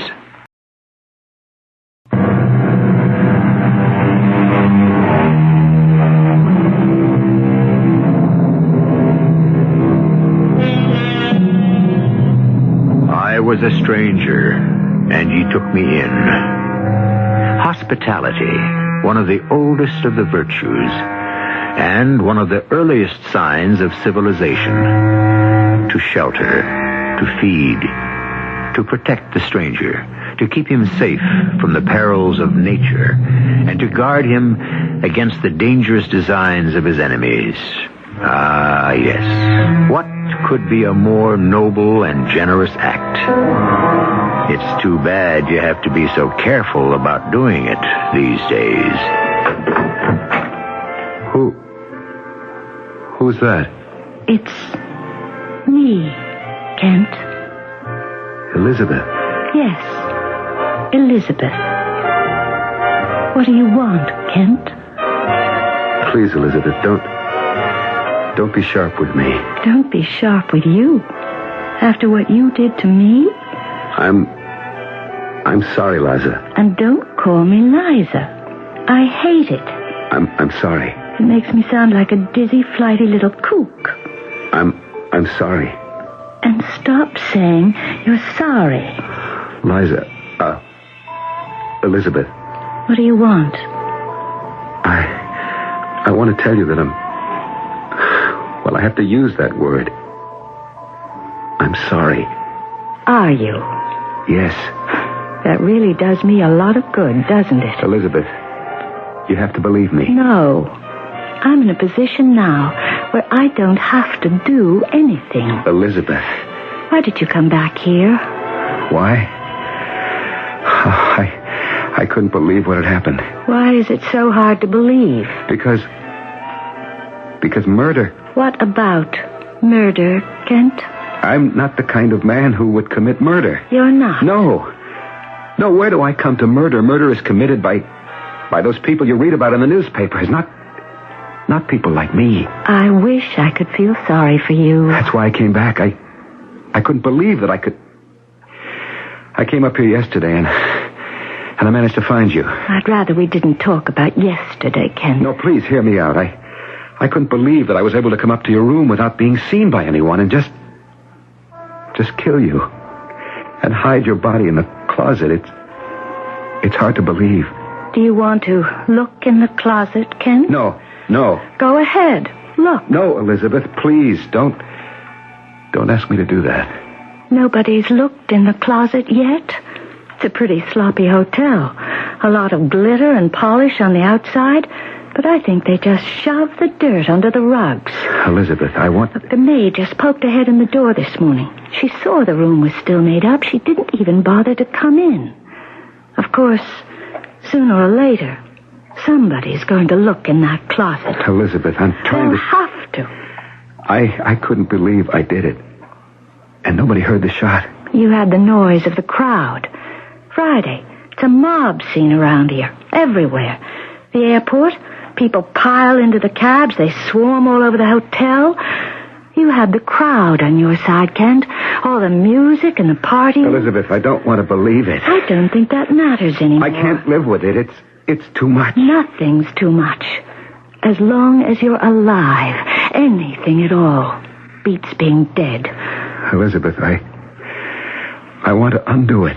You can't undo murder. After I did it, I walked downstairs. I lost myself in the crowd in the lobby. There were busloads of people bound for the airport. I crowded in with them. I got there. I was going to take a plane back home, but I couldn't. Poor Kent. You should have gone back to the city. I'm telling you, I couldn't. You should have gotten rid of the gun. I know. You did get rid of it, didn't you? No, I still have it. You're being stupid. Oh, the whole thing is stupid. I didn't mean to kill you. Then why did you have the gun? Oh, what's the use? The thing for you to do is to get out of here. Go back to the city. Oh, and make sure you have an alibi. Your friend Chester will be waiting to lie for you. It's the least he can do. And then, when they find out about me, you'll be in the clear. What are you saying? Do you want me to get away with it? Huh. I should think you'd want to see me caught and punished. Now that's the difference between us. You're alive. I'm dead. So many of the things that seem important to you like revenge, no longer have any meaning for me. Don't you want me to pay for what I did to you? I don't even think about those things anymore. Are you going to answer it? Yeah. Hello? Good morning, George. Oh, yes, it is morning. It finally came. It always does. It's 6:30. 6:30? Well, didn't you tell me you came up here to look for a certain person? Oh, yes, that's right, I did. Well, everybody gets up early. Breakfast at 7. They're off to the slope by 8 o'clock. Yeah. So, unless you're down here early, you might miss her. Well, thank you. Thank you very much. What's this little intrigue you have going on with the girl at the desk? I had to tell her something. And I'm sure you told it to her with that certain twinkle in your eye and that soft, caressing tone in your voice. That's your trouble. You were always insanely jealous. I wouldn't say insanely. I always had good cause. And you're still jealous. No, that's gone now, along with everything else. Elizabeth, listen to me. You better go downstairs. That girl at the desk is waiting for you. I don't care about that girl. You better. She can hang you. She what? Kent. Oh, poor Kent. You don't realize it yet. When they find out I'm dead... Don't say that. Not just dead, but murdered, you're going to need an alibi. You'll have to prove you weren't here. But once your picture gets into the paper... I don't care. You'd better. Or they may have to bring you up here to identify what used to be my body. Don't talk like that. If she wants to remember you were here all the time... Elizabeth, you're going to listen to what I have to say. Go down and have breakfast with her. I'm not hungry. You owe it to her, Kent. She's a smart girl. She knows there could never be anything serious. Not with someone like you. But you fascinate her. And she likes to toy with the idea. Elizabeth, I came here so that we could understand something. I understand everything. It's one of the few advantages of my present state.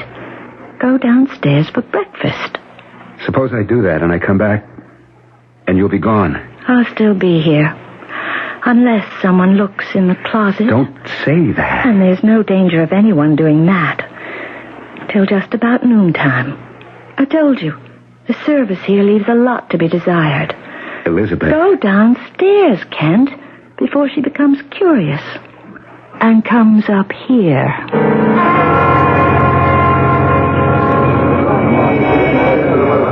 You can see how jammed it is, huh? Yeah. You seen the person you're looking for? No. You're in trouble, aren't you, George? What makes you say that? It's true, isn't it? No.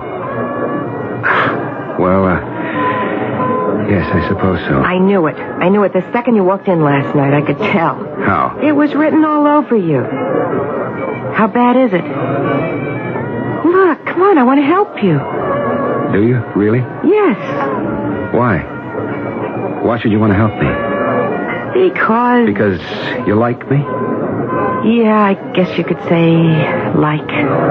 What do you know about me? I know you've got very deep blue eyes.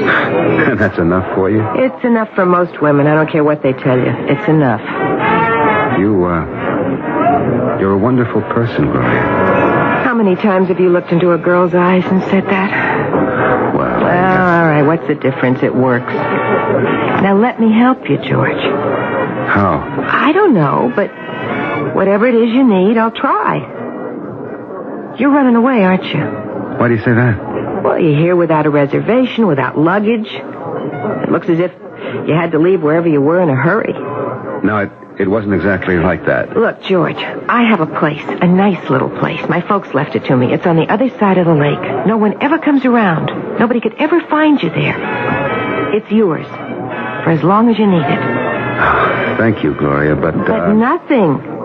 And I could do the cooking. I'm really a great cook. I'm sure you are. So? What do you say? Oh, come on, George. Don't look so serious. How bad can it be? How bad? It's money, isn't it? Yes, it's money. Well, then it can't be too serious. It's serious enough. Ah, yeah, but you get yourself a good lawyer, then once you're in the courtroom, you turn on the charm. You know what I mean. Yeah, I know. You'll see. It'll all work out eventually. You think so? And I'll help you all I can. I'm really not good enough for you. That's true. But you can't help being what you are, and I can't help being the way I am, and that's the way it goes. But you'll help me. Yeah. I'll help you. Thank you. Seems to me that all I've been doing since we met is thanking you. I'm going to need you. I'll be with you all the way. No matter what I did? Sure. That is, unless maybe you murdered somebody. But there's no danger of that. I can look in your eyes and I can see you're no killer.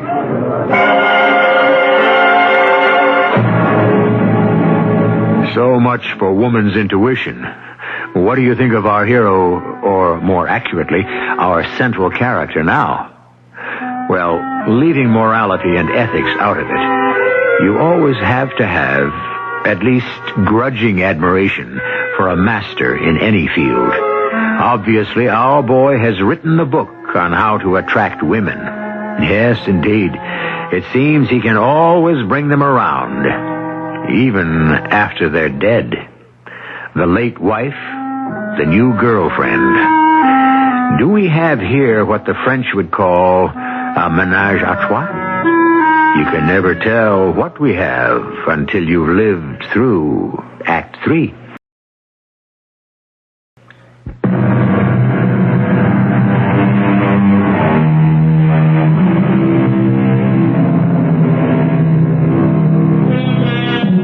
Two is company, they say, and 3 is a crowd. But 3 is also a triangle.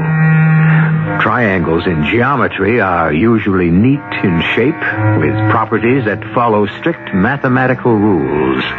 On the other hand, there are those triangles which exist among human beings, in which case there are no holds barred. We have a pretty good triangle going for us here, and while it might completely mystify Mr. Euclid, it would pose no problem at all to Mr. Freud. Look, you didn't kill someone, did you, George? No, of course not. Good. So, do you want to come out to my place? It's wonderful of you to offer, Gloria. Look, I know that you're in a jam, and you're kind of upset. And maybe you can't think too clearly. No, I'm all right. Which is another reason why you should get away. In the condition you're in, you might say or do something that, well... Maybe you're right. Then you come? Yes. I'm finished here now, so come with me. We'll get in my car. What, now? Like they say, there's no time like the present. No, wait. Why? There's something I have to do. What? It's important. It's very important. Well, okay. No, I just have to do this one thing. Hurry back, honey. I'll be waiting.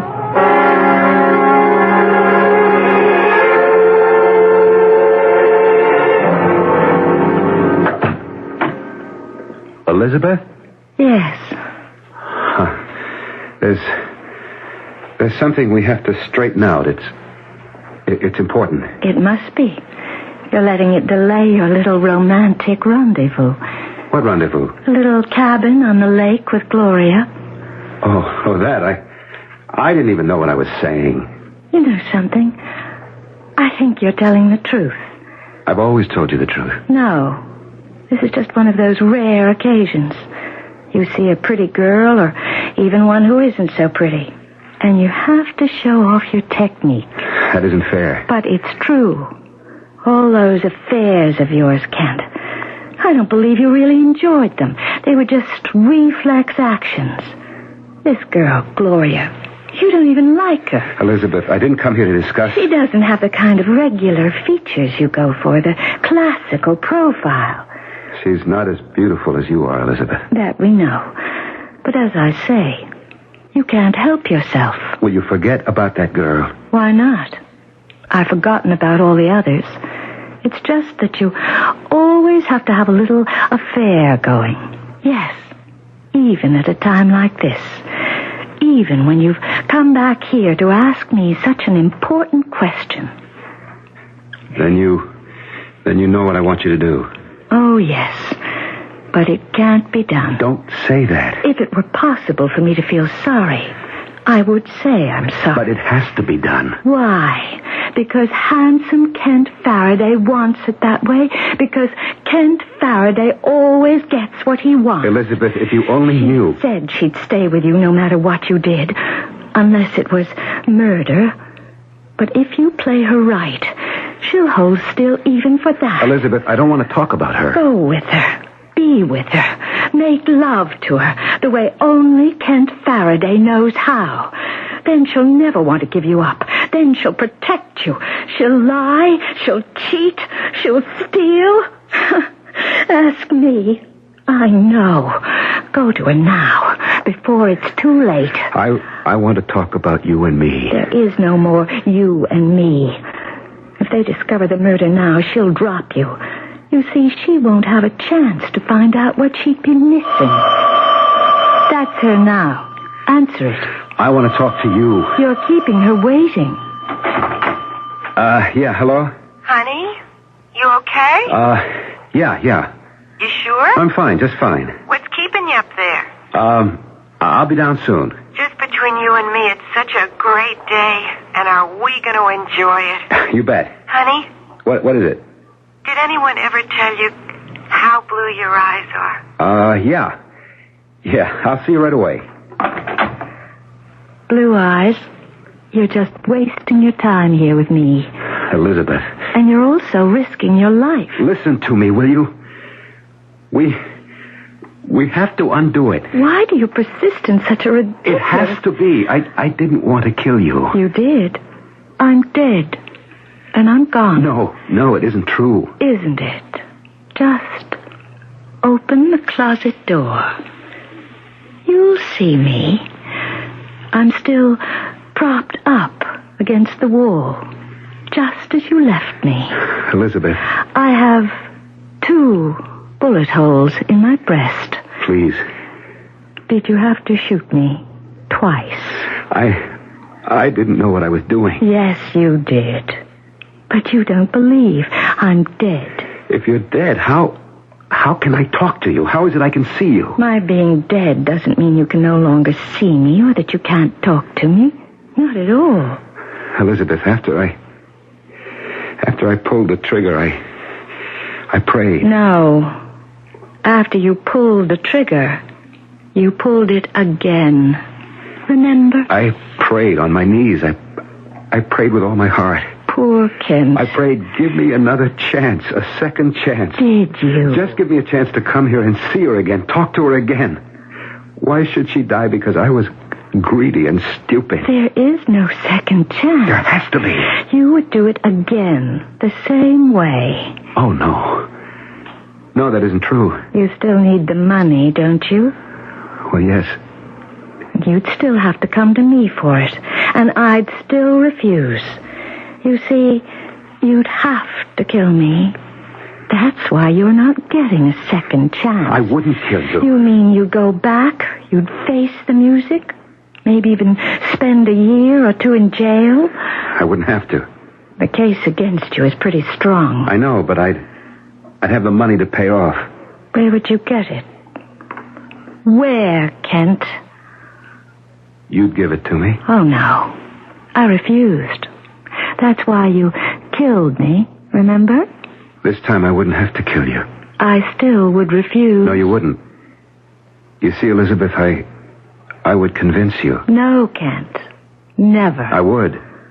Believe me, I would. That won't work. You see, the way I am now, that sort of thing doesn't exist for me anymore. Elizabeth, you fell in love with me once. You can't deny it. No. Think back. Remember how it was the first few years? Just you and me. How much in love we were. We were, weren't we? Are you afraid to answer? No. No, I'm not afraid. Look in my eyes and tell me. Tell me we were in love. It's the truth, isn't it? Yes. Then say it. Why are you afraid to say it? We were in love. Yes. Maybe I forgot to grow up. Maybe I remained a child too long. But you enjoyed the fun, too, didn't you? Yes. The nights we had, all over the world. Everything I've done up till now was the action of a spoiled, immature kid. But I've grown up suddenly. Have you? When I fired those 2 shots, it was as if something had exploded in my brain. There was a great flash, and I saw everything. Everything I've ever done wrong in my entire lifetime. It was a long list. I'm different now. I'm the man you always wanted me to be. Are you? Yes, darling. Yes. How do you account for Gloria downstairs? Oh, you said it yourself. It was a reflex action. She means absolutely nothing to me. None of them ever meant anything to me. You know that, darling. From now on, everything's going to be wonderful. Is it? I love you so much. And you love me. You do. Oh, you're angry. You have every right to be. I deserve every bit of that anger, but, dearest, that's in the past. It's gone. The bad things are gone. Are they, Kent? Really? Yes. And I'll tell you something. Our love will be better, greater, stronger, because it will have weathered this awful storm. And that's why I've come to ask you for money. Money? I've come to you for money before, Elizabeth. I've squandered your inheritance. And I know you're down to the last of it. I wouldn't ask if it were just another get-rich-quick scheme. No, it's different this time. Different? I want to wipe the slate clean. Start all over. I'll take a teaching job. Will you? Yes. It's really all I ever wanted to do. It was the happiest time of our life. Wasn't it? Yes, it was. Those days will come back again. We can bring them back. Can we, Kent? We'll not only bring them back, but we'll keep them for ourselves, always. Hello? Blue Eyes? Yeah. I'm waiting. You're going to be much longer? No. Well, hurry up. The day's getting away. Yeah, sure thing. Look, darling, if you write out a check, I can take it downstairs to the desk and have it go out in the morning mail. Kent? And that way Chester can pay everyone off. Kent, who was on the phone? That was the airport. The, airport? Yeah, they wanted to tell me they had space available for this afternoon if I needed it. Look, I send Chester the check, special delivery, and he... Oh, does Gloria work at the airport now? What? Oh, Kent, for a moment, just for a split second, I believed you. Elizabeth. I'm dead.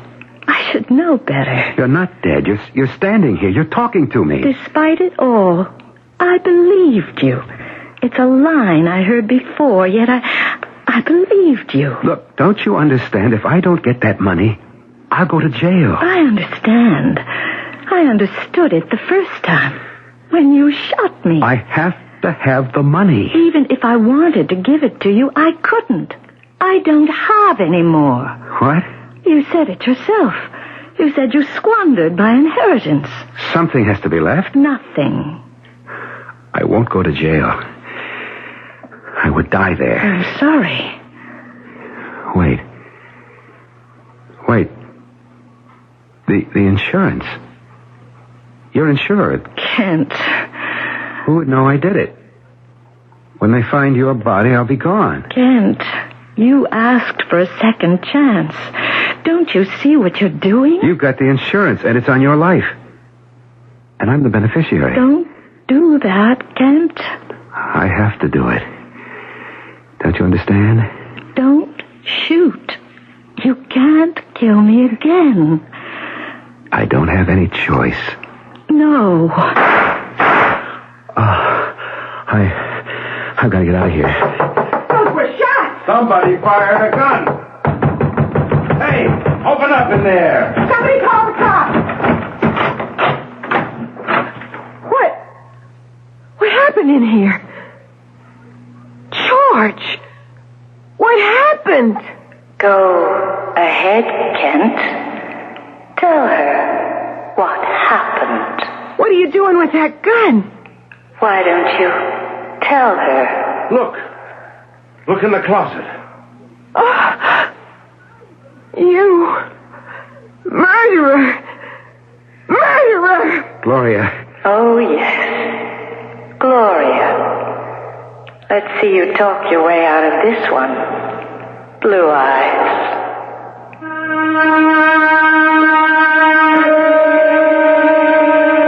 Well, he tried to, and he was very sincere and earnest, and he was really speaking from the bottom of his heart.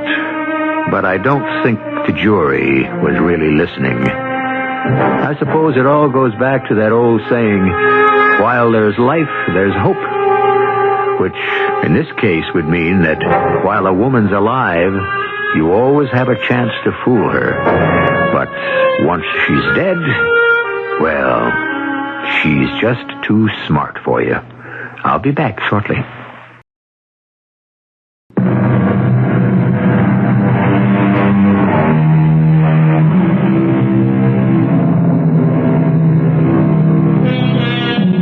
Once again, we are confronted by the eternal questions to which there never seem to be any answers. Where do we come from? Where do we go? Well, it's been said by some that the journey is planned, the course has been charted, and the path has been marked. And there cannot even be the slightest deviation in our fate. Of course, there are also those who insist that there is no plan, no chart. Indeed, there isn't even any fate. Who to believe? Well, we make out a pretty good case for both sides each time we meet. Our cast included Michael Tolan, Terry Keane, Carol Teitel, and Nat Poland. The entire production was under the direction of Hyman Brown. Mrs. E.G. Marshall inviting you to return to our Mystery Theater for another adventure in the macabre. Until next time, pleasant dreams.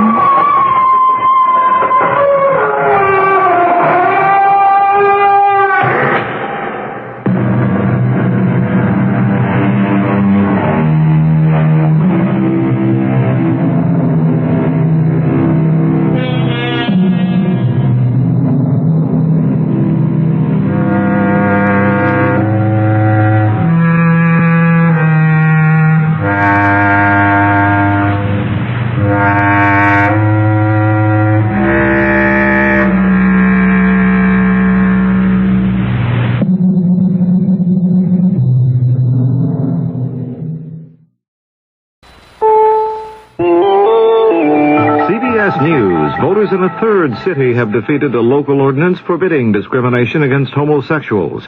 This is Doug Poling reporting on the CBS radio network.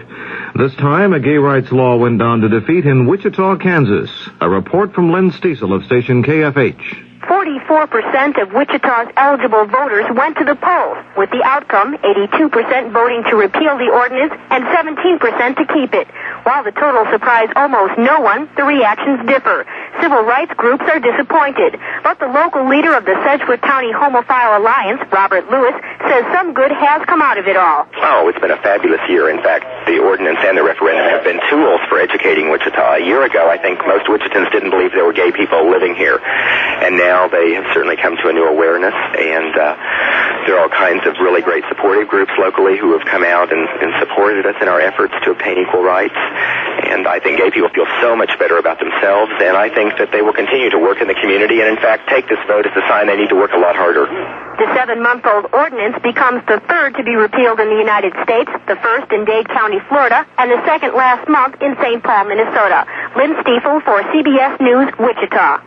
Anita Bryant, who led the anti-gay rights crusade in Florida, said of the Wichita action, she thanks God for the moral victory. There were some other elections Tuesday. In West Virginia, voters nominated Jennings Randolph, the incumbent Democrat, and Arch Moore, a former Republican governor, to face each other for the Senate in November. In Nebraska, Don Shasteen won on the Republican side, getting an opportunity to meet Governor J.J. Exxon in a November battle for the Senate. Shasteen is an aide to retiring Senator Carl Curtis. In Newark, New Jersey, Mayor Kenneth Gibson easily won a third term. More news in a moment. When you carry Master Charge, you carry clout. When I go shopping, there's no doubt my Master Charge card carries clout. When you carry Master Charge, you carry clout. When my cash is running out, I use the card that carries clout. Master Charge, the #1 card in the world. When you carry Master Charge, you carry clout. Clout is Master Charge, the #1 card used by more people in more places to buy more things than any other card in the world. For shopping, for dining, for everything. When my family's eating out, we use the card that carries clout. When you carry Master Charge, you carry clout. Don't miss out. Carry clout. Italians by the thousands poured into the streets of Rome Tuesday to express their sorrow and anger over the murder of former Premier Aldo Moro. Some demanded death to the Red Brigade's terrorists who shot Moro after holding him 55 days. His body was found in a car in Rome. Reaction has been coming in from all over the world. Canadian Prime Minister Trudeau told his country's parliament that Moro's death could bring free people closer. May these events strengthen the resolve of free peoples the world over to resist terrorism wherever it appears, so that the gun and the bomb in the hands of incredibly arrogant fanatics will not be allowed to weaken or to destroy the democratic institutions which so many men and women have struggled for so long to create and to preserve. Federal officials are trying to determine why a National Airlines jet with 58 people aboard crashed into Escambia Bay near Pensacola, Florida Monday night, killing 3 people. James King, investigator for the National Transportation Safety Board, says it appears the people had no idea a crash landing was coming. The interviews that we've had so far, by the way, by no means complete, indicated that there was no warning, that there were no changes in pitch or power, and that right after the plane came down, there was water coming into the plane right away. A substantial number of the people left over the wing exits. They didn't take their cushions, which, as you know, are flotation devices, nor did they take their vests. Those were handed to them afterward. Hustler magazine publisher Larry Flint said Tuesday he thinks the CIA or the FBI was responsible for his shooting because of articles he published about the Kennedy assassination. Flint was gunned down March 6th in Lawrenceville, Georgia, where he was a defendant in an obscenity trial. Although the wounds left him paralyzed from the waist down, Flint vowed he will walk again. This is Doug Poling, CBS News.